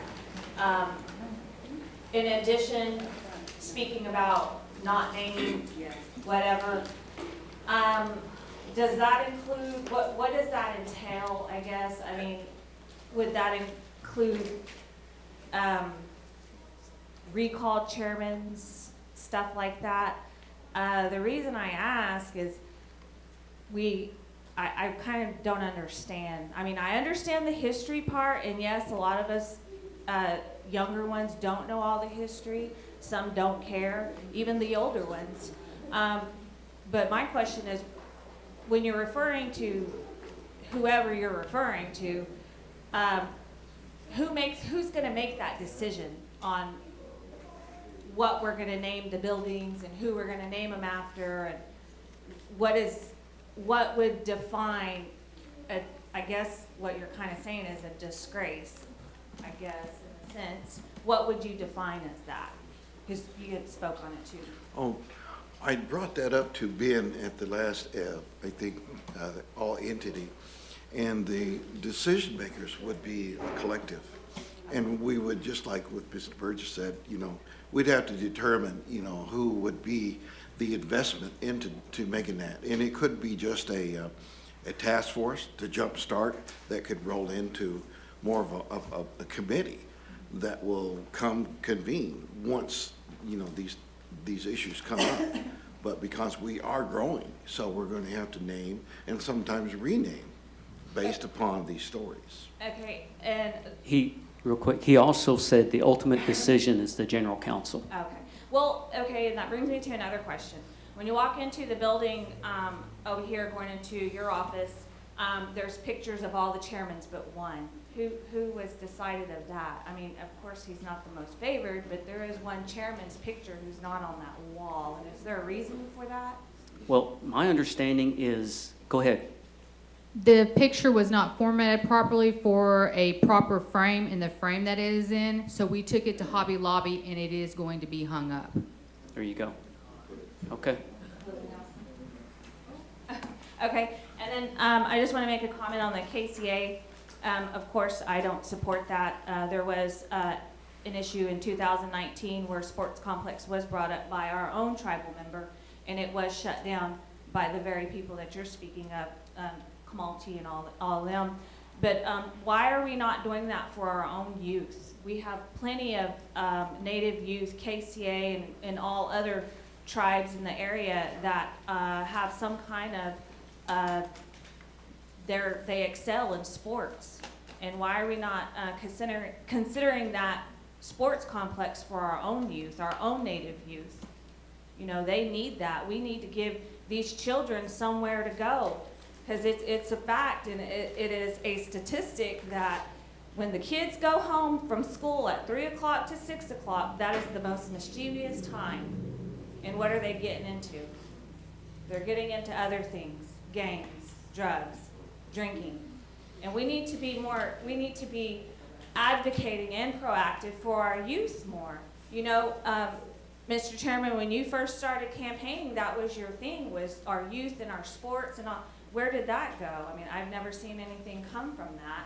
I would like to see that. I think our youth do need it. We need to give them something to do, keep them busy, keep them interested. And not just our little guys, but we need to gear this to our older. Yeah, we have I Am Indian and we have the youth program, but a lot of these kids, they don't want to go there. They want to go play basketball. They want to go play volleyball. They want to run in the field with their friends, play football. Those are the things they want to do. Why are we not catering to them? We will take that initiative on. And my other comment on the KCA, and Mr. Sovo brought it up, is the railroad tracks that runs in front of the hospital. Those are no longer in use. Has the KCA ever filed an application to request that land back? Because if we don't, we're going to end up losing that. I have a halfway answer. Go ahead, Mike. That question came out when I was in office, and we were told that because the railroad got that land from the U.S. government, they couldn't give it back to the tribes. So only portion of that up to the railroad track is considered our KCA land. And I believe it's from the south side of where the Head Start is. They consider that city county land because I was looking at the trees along the road. You know, we need wood for our meetings. And a lot of them are stand-up dead trees. So the question is that railroad even feasible? And I think we should, as a tribe ourselves, let's go ahead and demand that we have ownership of that. Forget KCA. Because if they're not going to agree to it, they're willing to take this agreement and bring in items or invasive environmental things that are dangerous to those who have breathing problems and or long-term healthcare problems. We Comanches should just claim it back. This was our regional area before that Jerome Agreement was signed, which was never approved by Congress. So this whole area, KCA lands, was stolen from us. We never sold it. We agreed to it, but Congress didn't approve it, so therefore it's null and void. The Jerome Agreement doesn't hold water in a real court. Thank you. Chairman? Okay. Yes. There wasn't a call for vote on that motion that you all did on the lease, halting it after general council discussion and vote. We need a vote. Okay, we had a first. You had a we had a first, second. You had a motion from John David and then a Second. second from number 2, but we need a vote. Okay, let's call on a vote. We've got a first, we got a second. All in favor signify by saying aye. Aye. All opposed? Okay, thank you, Tribal Administrator. I got a final halfway comment. On what I presented, where's that going? You know, in the corporate world, you know, when you meet, you know, you have action items. This is an action item. So where's it gonna go? Nowhere? You know, this is something that's for our future generations too. It's just not for us. It's for our future protocol when we're naming something. We need some kind of protocol in there, not just drop. I don't want it to be dropped. It's not go anywhere. Then I wasted my time. I wasted your time. Wasted everybody's time. Where's it going? Where's it going? This is why I make a resolution like we did the last one. Like I like that. I like that.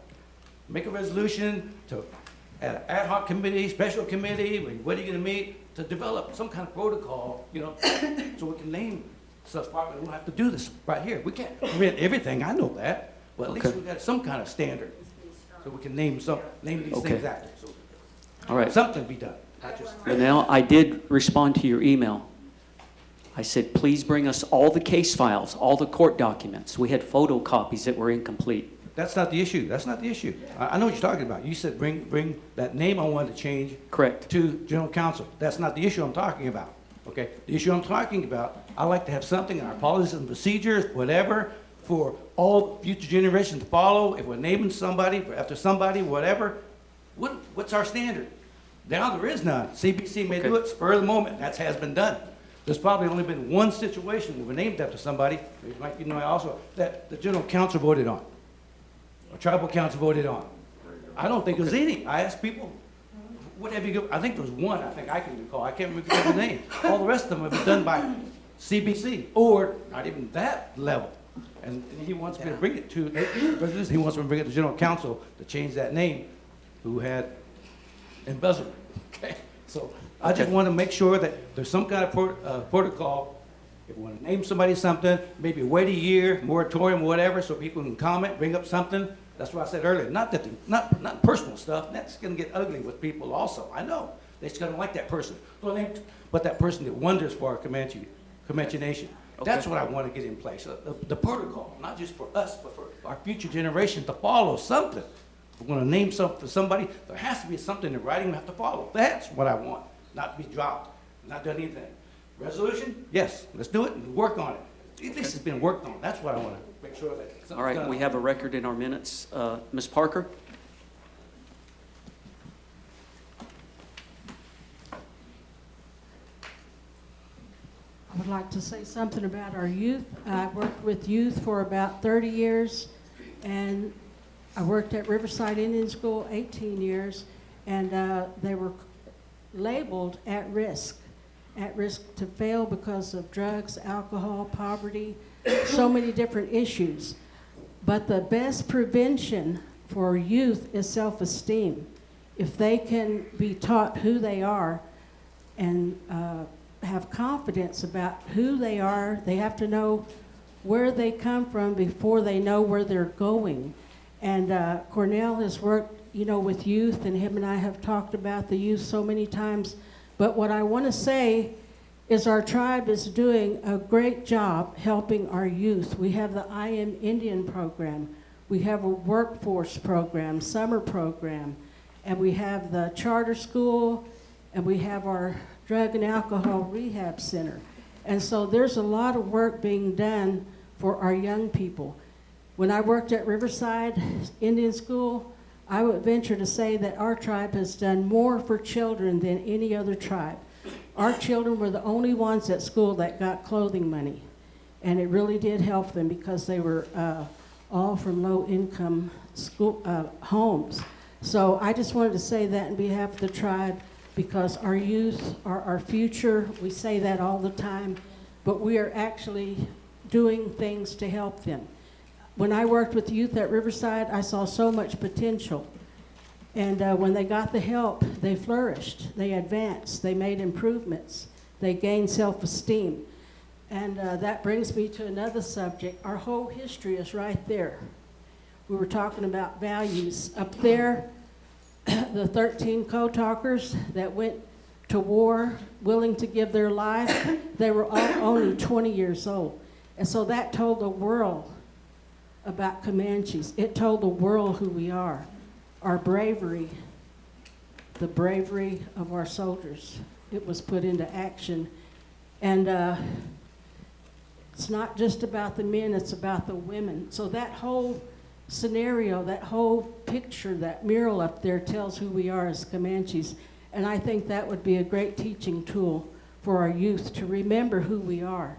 We were brave. Everybody knows Comanches were brave. I've lived all over the United States because my dad was a code talker. He was in the military. John David, his dad was a code talker. They had training, and they used that training, and the codes were never broken.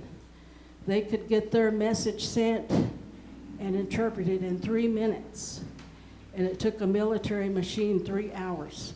So they kept their language, even though they were punished for that in the boarding school, but they were determined. My dad told me when I was 12 years old, he said, when I was 12 years old in Indian school, I decided I'm going to keep my language. And he kept his language. And in essence, what they did was really a miracle. It's a miracle because they're the only Comanches that won the Congressional Gold Medal. And that's the highest award you can receive as a United States citizen, and they did it. So I think it's right that we have a room to honor them, but I agree with Mike, there should also be a room to honor the other chiefs because they were the ones that helped us to get where we are, and these are our current warriors up there.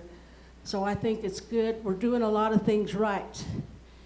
A lot of things happened that could have slowed us down, that could have stopped us, but we've been able to move forward. And so therefore, I'm real proud of all of you. You are there, you're dedicated. Yes, there's mistakes, but you push forward ahead, and thank you very much. Appreciate your work. Thank you. Real quick, I'd like to recognize a Air Force veteran, Colonel and Dean of the Business College before he retired. Right here in the front, Dr. Tom Boyd. It's good to see you. He's Comanche, and he's a Comanche veteran. Okay. I'd like to applaud Lenora for her voice.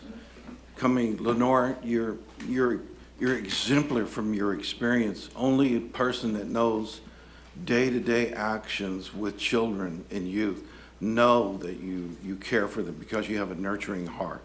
That is the heart of teaching and learning, and that is really important. You nailed it. Self-esteem is the generator of academic performance.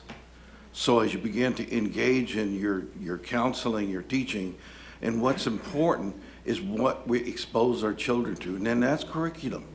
We have to screen the curriculum so we'll have self-esteem.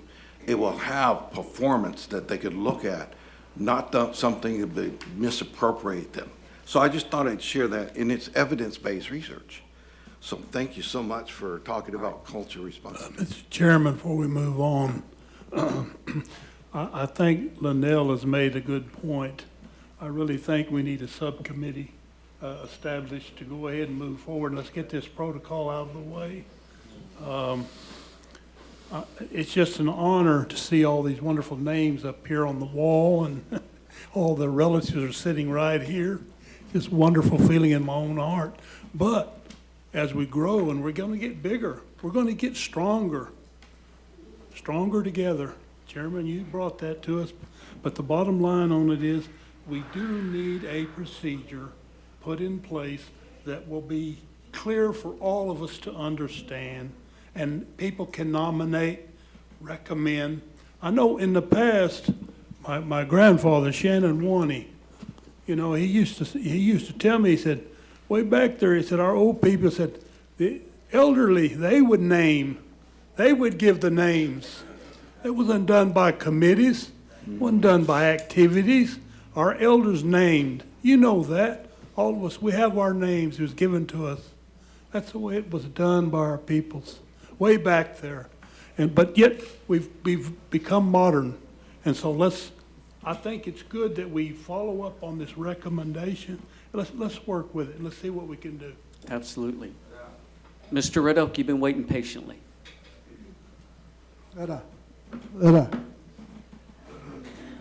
Maraoeka, namana, isatesa, danomnetina. Nanani atsa, Ronald Red Elk. You guys perked my ear when you started talking about railroad, and I've been involved in a railroad issue south of Walters. I have some property that the railroad runs right through the middle of it. I did go to the Bureau of Indian Affairs, and they researched it, and they said the railroad company gave ODOT that easement. And what is ODOT going to do with the easement south of Walters, where I'm the only one there? And then when you start talking about easement over here in Lawton, that makes sense.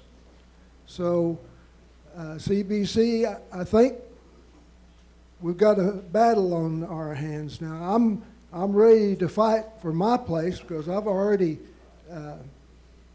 started taking up the rails and the cross ties without an easement. But from south of Lawton to north of Walters, all of that land and that railroad has been taken up, and the owners have made use of that property. So I think this is an issue that not only I'm going to have to resolve, but it may be an issue that the tribe needs to resolve or the KCA needs to resolve. That's my statement. Thank you. Okay. We have time for two more, right here in the front. I just want to say that when we talk about modernizing and values, I think that we're mostly assimilated because I've not heard one of you guys talk about the Indian Child Welfare Act that's going under constitutional regress. So we have a rollover fund from ICWA.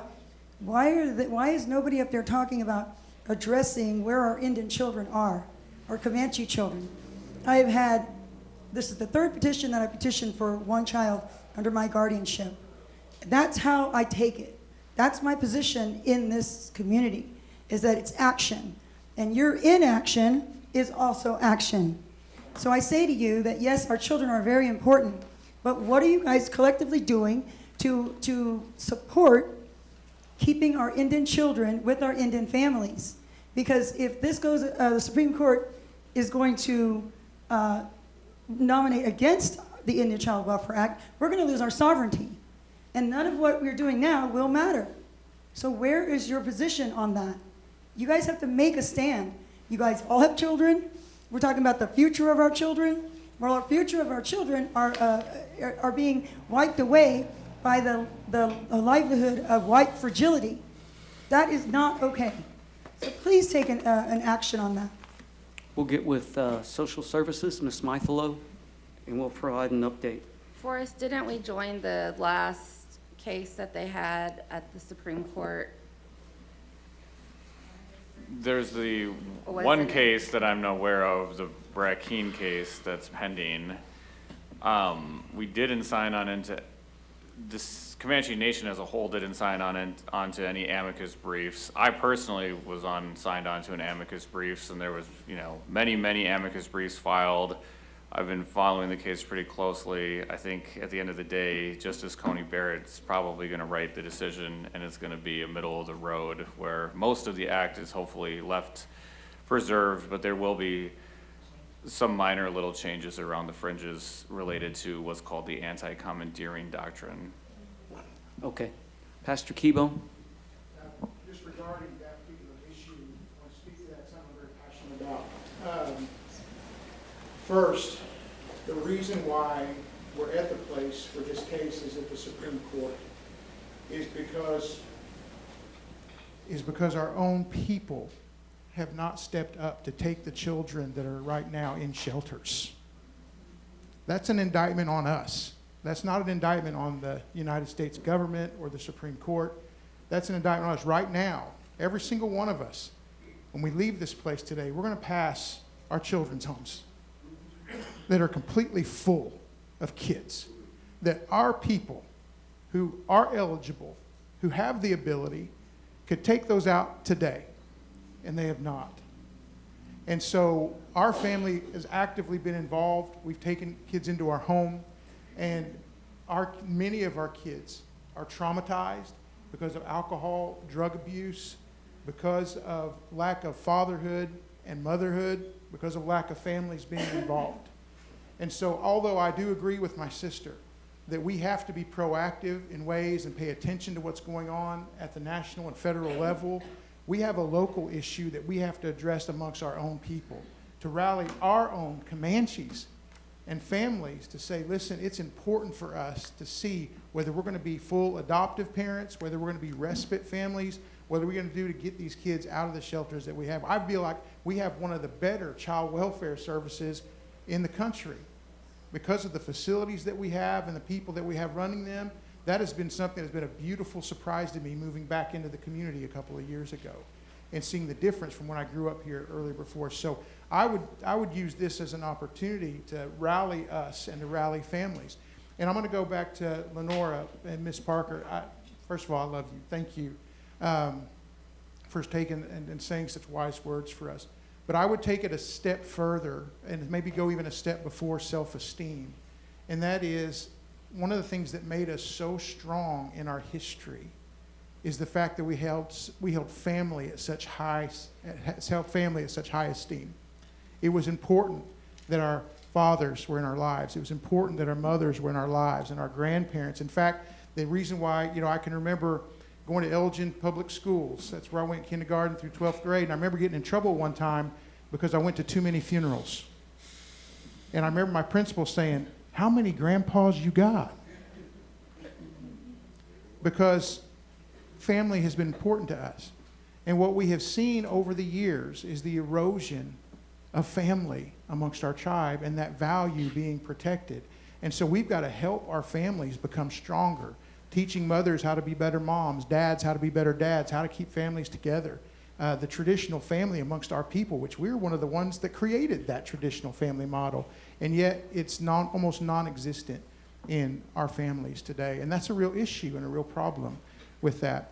And going back, and I think a further issue in that is when we look at the future of where we're going and what we're doing. And this is just something that struck me in the middle of our meeting today. I want you to look around. I want you to look around. And I want you to look and gauge the age of this room. And I want you to understand how important what we do now is going to be affected in the next 5, 10, 15 years. If you take a picture of this room today and we save it, and in 15 years show that picture to this room, many of us will be gone. And the question is, who's coming up behind us? And what are we doing to get them interested in what we're doing? And I will tell you this today. I want to say this as your friend, as your brother, a lot of family in this room. Today is probably one of the best days of business that we've ever had as far as how we've treated each other. And that's important. And that's important because I'm doing my best to try to get young Comanches involved. And the first thing that I hear every time I try to speak to them is, "Do you watch those meetings? Do you watch those meetings?" And they'll tell me things like this. My family and friends will tune in that aren't even Comanche. They aren't even Comanche just to watch the show. Think about that for a second. And so they're like, "I don't want to be involved in that."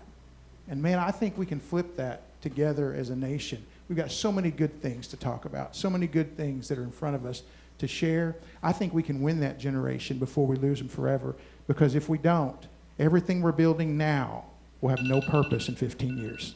Amen. Thank Dr. Briner. Stand by. Dr. Briner, and then we're going to have a final comment from you, ma'am. Is there a time limit on the meeting? Yeah, right? Yeah, is there a time limit on the meeting? No, there isn't. No, but I think there's no time. In about 10 minutes if we do keep going. All right, Dr. Briner, go ahead. I just wanted to touch on the Indian Child Welfare Act issue for a moment, because those of us that do feel compelled to open our home are actually not even eligible to do so. So as a first-degree descendant, I don't qualify to do that. But as a sovereign nation, we have the ability to open up that definition of what an Indian home is. And maybe with that as well, we can get more and more families that are invested and want to help our children. Okay. And just to say, there is a precedent for that. The Caddos have done that for their child care and for their Indian Child Welfare Act. Our child care has actually opened up their definition of Indian child. So there is a precedent for doing so. Okay. Dr. Briner, I've heard some people criticize our Comanche language program. Would you please state for the record, how many participants do you have at the present time? Old, young, whatever. Give us a summary, will you? Sure. We have 4 Zoom classes that take place every week. We have new students that join every semester. We had the very first Zoom drop-in class for our apprentices to teach. We have 5 full-time apprentices. And so just for the month of March, if we count the bodies of the participants, including, we have the Comanche Academy teacher classes. We also have the family language class that occurs on the last Tuesday of every month. So for this month, and this is actually an undercount, there were 381 participants just this month. For last year, it was almost 2,500 for the year itself. We had our first cultural classes where we taught Comanche dances before Comanche Nation Fair. So if you saw the day where we did Scout dance, Buffalo dance, all of those on Sunday of Comanche Nation Fair, that was pretty much the largest crowd of people out there dancing those classes. Whatever I'm trying to say, dancing because of those classes this year. So we are continually adding to our software. We're actually going to have the official release of our language software this week, where we can reach Comanche people wherever they are. We're going to continue updating Memrise, the other software, because once somebody gets used to a software, they don't want to change to another software, right? We have the database, which is building, and I can also speak to Mr. Burgess's concern about documents and stuff. You know, Tippo and I, the language department, have been in conversation about archival. So we do have the capability to use Mukuru. We already use Miramah, which is an indigenous software from Australia. We also use the Miamia software for our language database. And even though it's specifically meant for language, it could actually be used for record storage and have them be searchable and open to the public. And we already have that set up.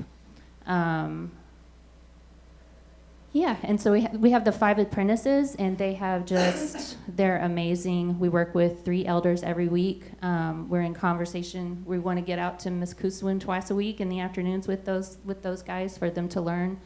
And we're just growing by leaps and bounds. Okay, thank you. Thank you. What are your thoughts on her comment about the ICW? And I hear what she's saying, and I understand, but that defeats the whole purpose of the Indian Child Welfare Act. I do realize she's a first descendant. What are your thoughts? I mean, I don't have an issue, because she is a descendant of the nation, but the law says what it says, so. It would align it with Title VI, so first and second degree descendants are still considered Indian by the federal government and by the tribe. Is that something that I can't speak on the behalf of the CBC, but I'm asking you individually, I'm not asking, anybody answer. Go ahead, in the back. Yes, sir. I see you walking up.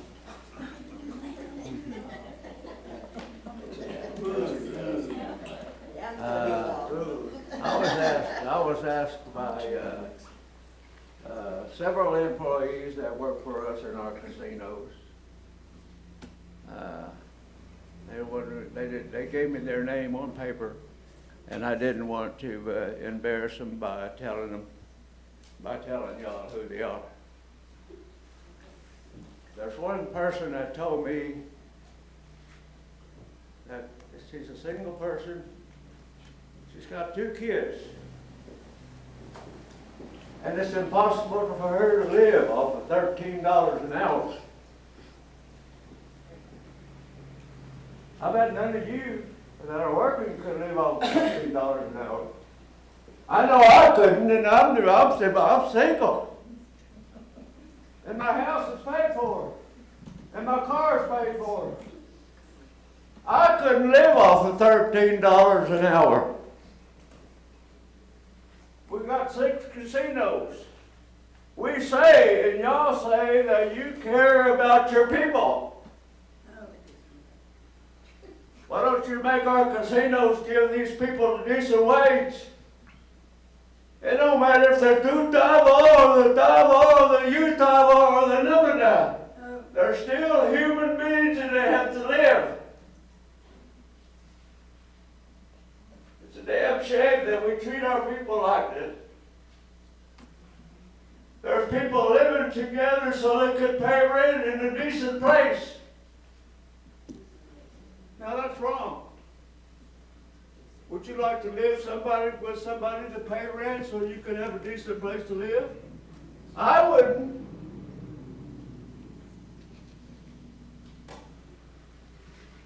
Y'all are the bosses. Y'all are our stewards for the Comanche people. You ran for office and you kiss our thighs to put you in office. And you're here. And you say you care for the people. You don't care for the people, you just care for what you get. I hate to get personal, but that's the way I feel. I don't like our people being disappointed and being hurt. Little kids are going to bed without eating. A baby's doing without his formula. It ain't right. The opposite, I'm not meeting nobody but won't fight to you. Get out to them, he shut out with. What are you doing to one? Do look at me, but that's all right. I don't care. I don't care if you talk to me or not. But I care about my people.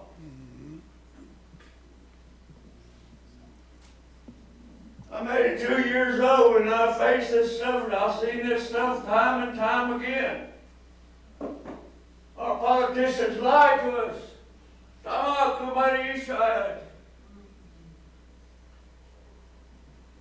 You want us to vote for us, and then when we vote for you, you won't even return our phone calls.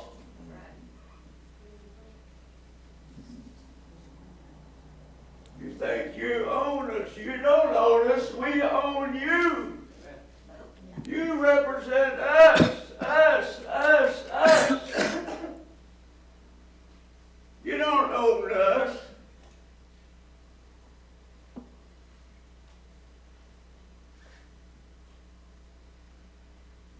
I don't come to these meetings very often, but when I do come, I've got something to say. I'm not going to do work yet. Because I'm going to talk about that. But they have too much pride to say anything. And poor young people out there wondering how they're going to feed their kids. But they're ashamed to tell their bosses something what they're going through.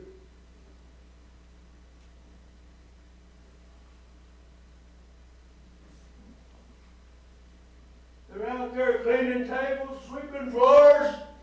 Quit up in them bathrooms. And our bylaws were paying them anywhere from $80,000 apiece to $190,000 apiece. And what are they doing sitting up there in the office? It ain't right.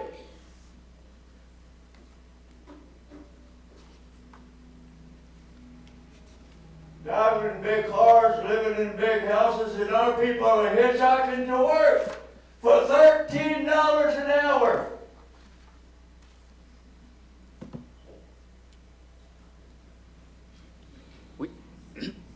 I know you people's got a good heart. I know you love our Comanche people.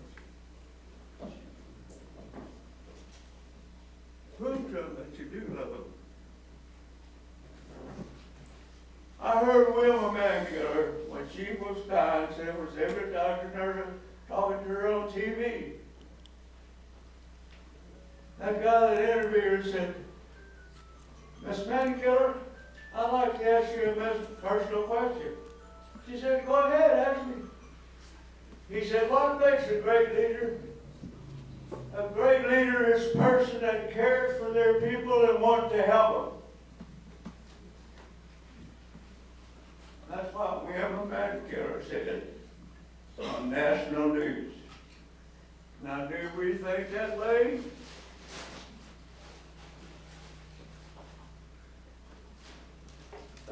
but somebody must be dealt with.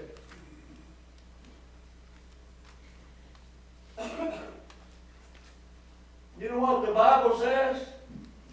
The Bible says if I put you over a nation and you abuse the nation don't have to worry about persecuting you because I will. And look what's happening to a lot of our leaders. But somebody would buy it. You can lie to me and lie to everybody else, but you can't lie to our Heavenly Father. He knows what's in your heart and how you feel. You can say, I don't give a damn about them endings. But think about it. We're all relatives one way or the other. We're Comanche people. We've got people that want to be on the tribal road and they're not even Comanche. Our old people didn't treat us like that.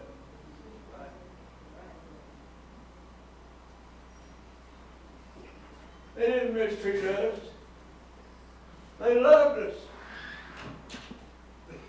They treated us with respect and love. I remember when the preacher back there, when his grandpa was living, they didn't know you about it.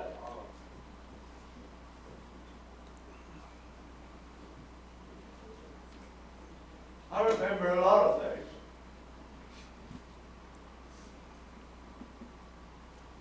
When I ran for office for committeeman, when a lot of coffee was in there, my mother told me, son, get out to my Israel with.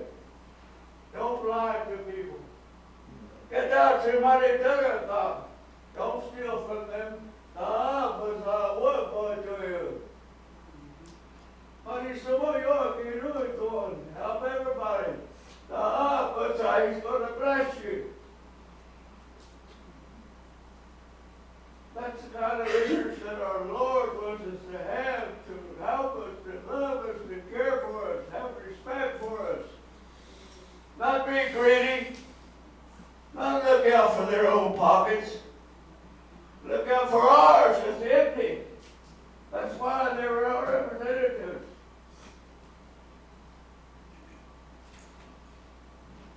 That's all I got to say. I thank y'all for your Thank you. We had a comment in the back.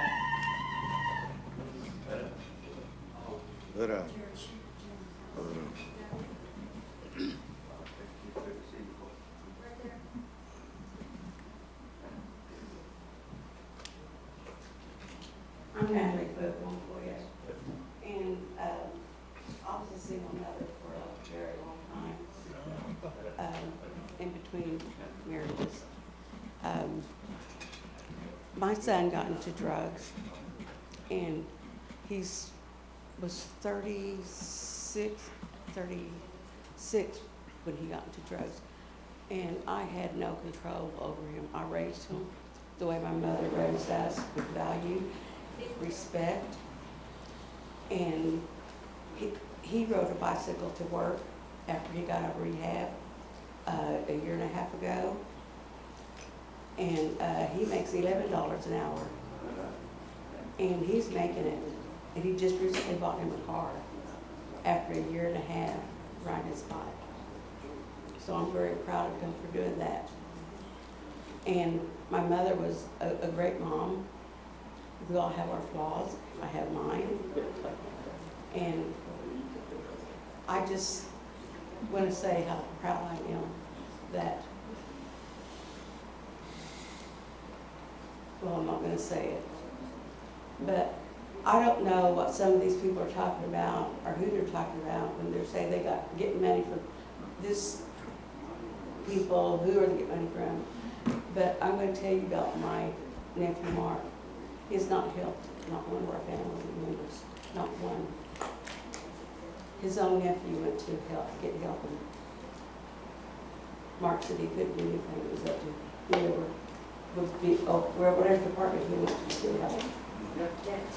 So Mark has never helped, not one of us. And I'm very proud of him for that. As a matter of fact, I have a sister that had called him and asked him for some information. You know what he did? Gave her the phone number for the call. Instead of helping her get through what she wanted to do, he just gave her the phone number and said, you can do it. You know what? She did. So, I don't know. I just wish we could all get together. I mean, don't we have enough trouble in this world with the Republicans and the Democrats? It's hard to live with all that's going on. I never come to these meetings, but I will start. But you know, it's nerve-wracking. Just listen to us fight and on opposite sides. I don't understand. You know, I just want to get along. Life's too hard to be in all this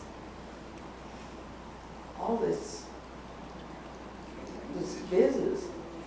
So I just wanted to say my part, and I'm telling you, my son's doing awesome on $11 an hour. Thank you. Thank you. My name is Geneva Hadley, and a lot of people that know me associate me with missing and murdered indigenous women of Oklahoma. And it's true, I am a stern advocate for them. I speak for a lot of families, and I'm also the record keeper for Oklahoma. And right now we're getting close to 500 missing and or murdered people in Oklahoma, and that's quite a bit when you sit back and think about it. You can look around this room, and just a lot of people here have relatives that are they have a family member, and I'm sitting by a family right here, and there's probably also others in the audience.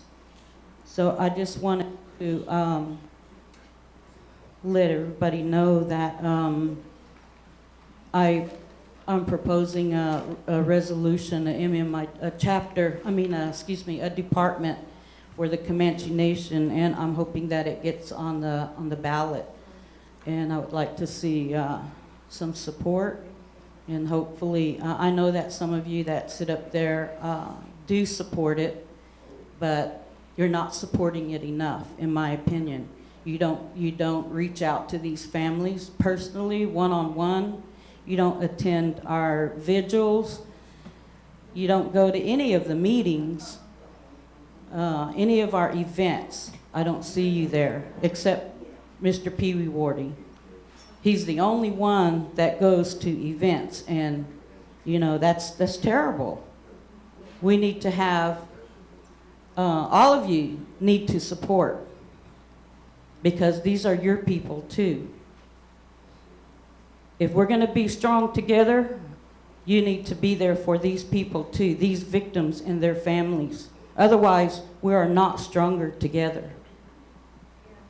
So a few administrations ago, I presented a presentation. It was a small one for this memorial that sits out here that I can't get funding for. But yet you can go and get billboards for Stronger Together. That should be our people up there, our victims. So I think you need to set your priorities to that.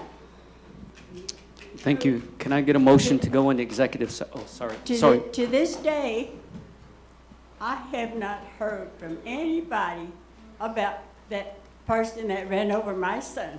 Not one, not anybody from the Bureau or anybody else has ever tried to help me find out who killed my son. I need some help. Somebody knows something. Somebody knows who ran over him. Surely there's somebody that knows something. We haven't heard nothing about it yet. So please, somebody help us. I passed by our Elgin Police Department every day on our road. And I've stopped and I've asked them several times, are you guys watching for that car, that truck that hit him? Are you looking for any possible one person that did that? And they said, well, they have an investigator who's on that. But you're sitting on that road that leads to where he was killed every day, and you're not, and they're probably driving by you every day, and you're not watching? Isn't that wrong? That's wrong for them to think, well, there's an investigator. Well, that investigator's in Altus. He's not on that road. He's not in Elgin where this person's driving every day. Someone in Elgin area killed my brother and left him on the side of the road. And we've given them countless tag numbers, and they do nothing. Nothing. If I could respond to that. Just one final for you guys quickly. Appreciate you guys being here. You know, what I mean is, I talk about values and history. Very important. Like I said, we're just missing that. A lot of our youngsters, even Comanche people, are missing that. They're missing it. I see it all the time. I see it even here. Appreciate you guys showing up, saying something. What I'm addressing now is people like on Facebook or whatever, you know, all those ugly comments that are on Facebook, even to you guys, anybody. You know, they don't show up. All they do is talk and complain. You know, I tell my students, if you're going to complain, give me a solution.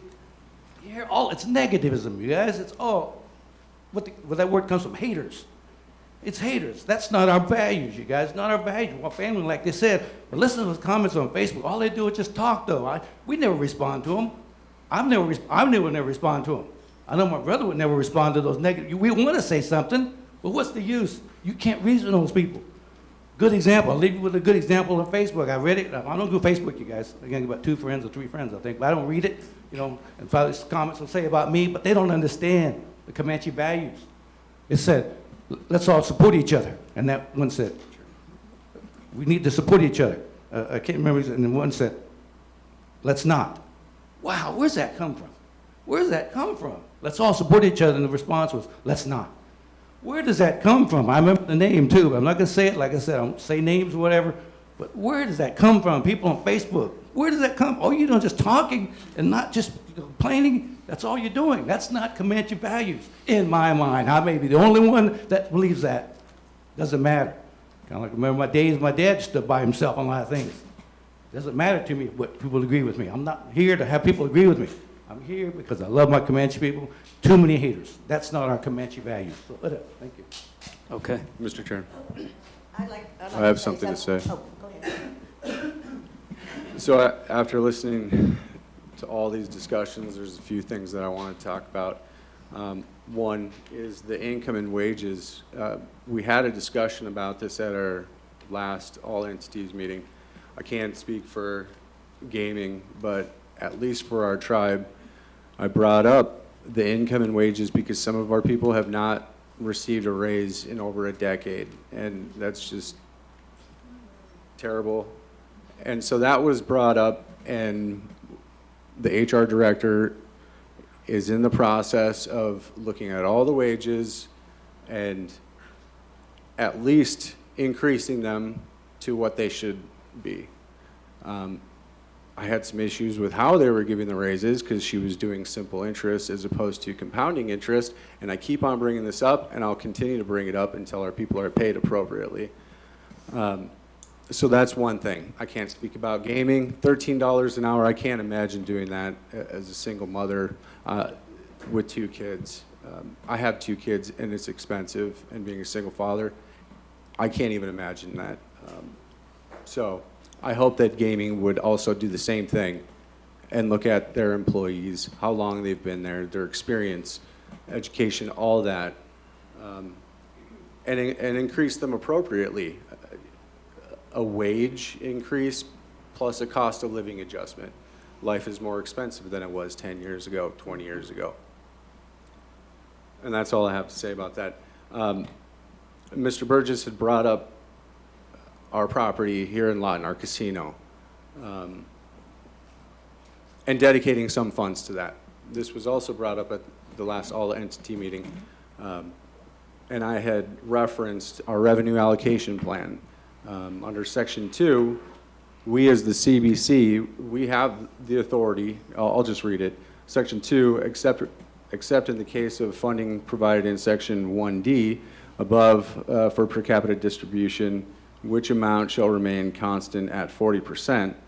The Business Committee shall have the authority to move not more than 10% of the funding provided in each category, Sections 1A through D, to any other category if the funding in the category from which the money is being taken is not necessary for the stated purposes, and if the funding is required for the category into which the money is being transferred. Okay, so basically it just says we can move 10% out of the other categories and into one other category for the purpose of investing in our casinos.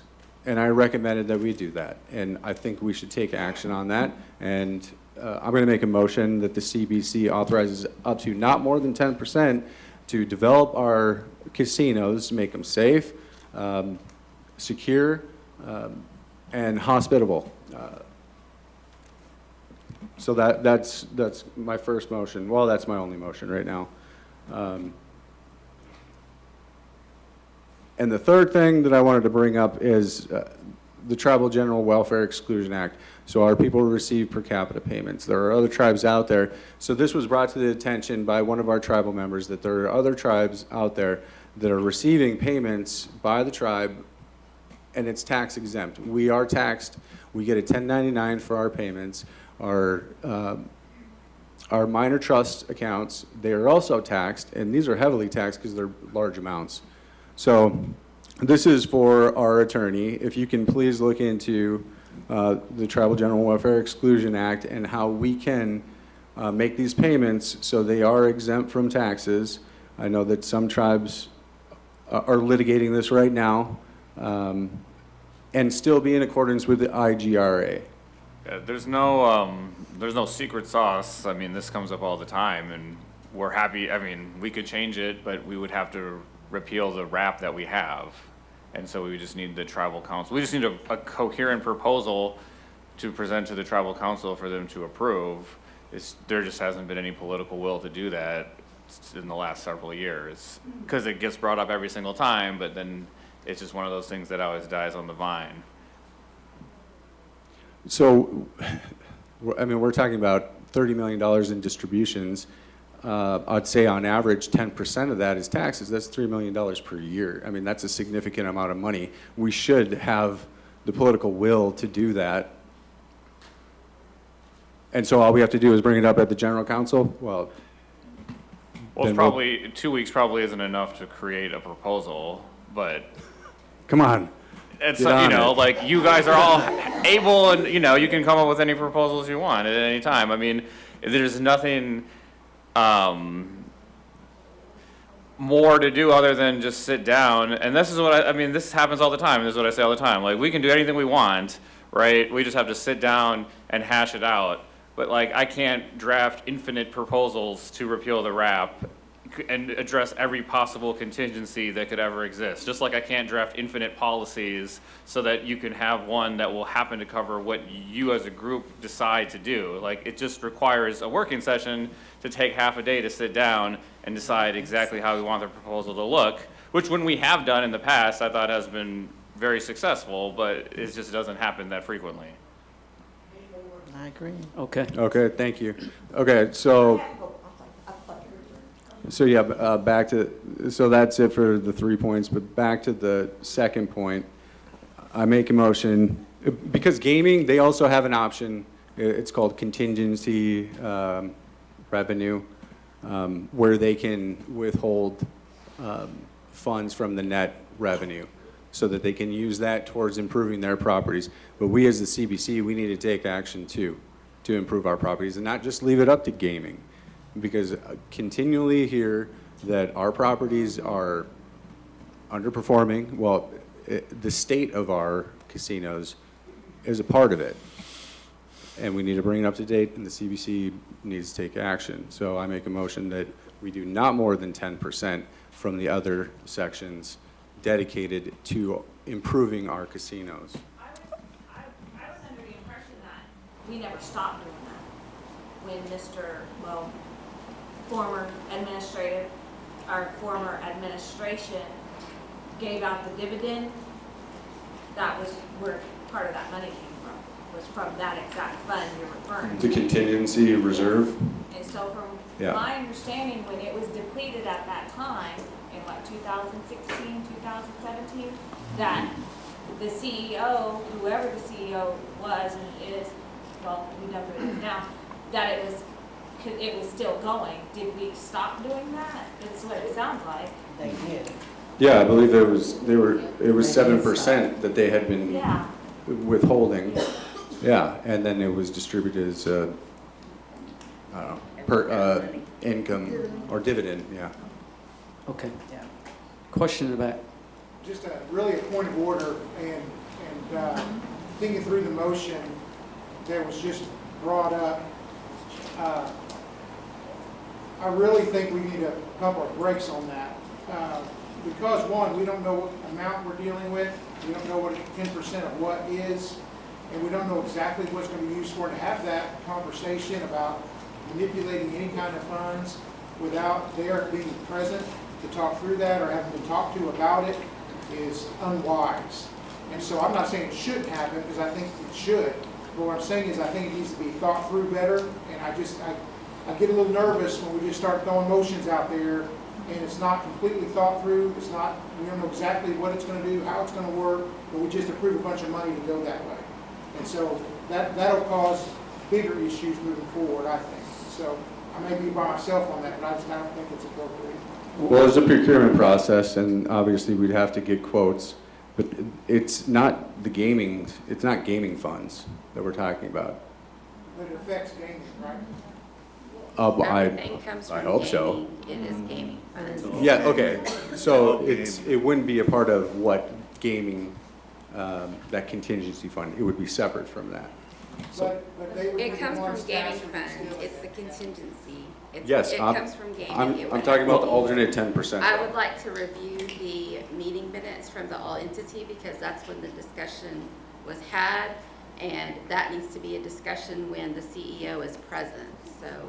Yeah, I'm willing to table it. It does. So let's do I this. just wanted to bring it to everybody's attention that Let's do this. that we as the CBC can do it. So All good, I will all table good it. I'll comments. withdraw the motion. Go ahead, John David. But we need to do our due diligence. Just for clarification, members of the nation, we have another option where we could bail out our casinos and not hurt our per cap and not hurt us running our operations. It's called the 20% set aside. And so those funds have been sitting at the BIA, I don't know how many years. They haven't even been touched.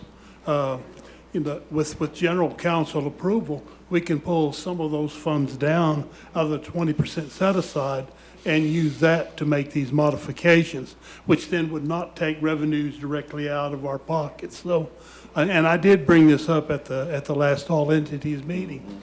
It's just the fact, and I also asked, Julia, I asked that we get a copy of the 20% set aside out to the CBC members, and it wouldn't hurt to put it in the paper, put it in the Lawton Constitution and the Anadarko, because I think, Julia, the more our people understand, they'll understand that we're not trying to do something behind your back, but that in reality, we don't have to hurt our per cap. We don't have to do that. We've got the 20% set aside. Okay, we will, Ross, we will table this until we bring all the leadership together to discuss it. Okay, could I get a motion to go into executive session? I make the motion. We got a motion to go into executive session. Could I get a second? Second by Secretary Treasurer. All in favor of going into executive session, I got a comment. please signify by saying aye. Aye. All opposed? And I wanted to know if they'd ever done anything about it. Okay, we are now in executive session. And also,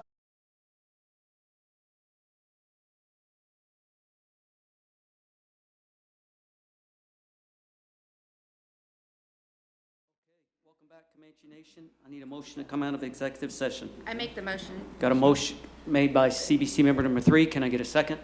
Second. Second by our vice chairman. All in favor signify by saying aye. Aye. All right, we are now at executive session. All right, coming out, we only have one motion. Vice Chairman.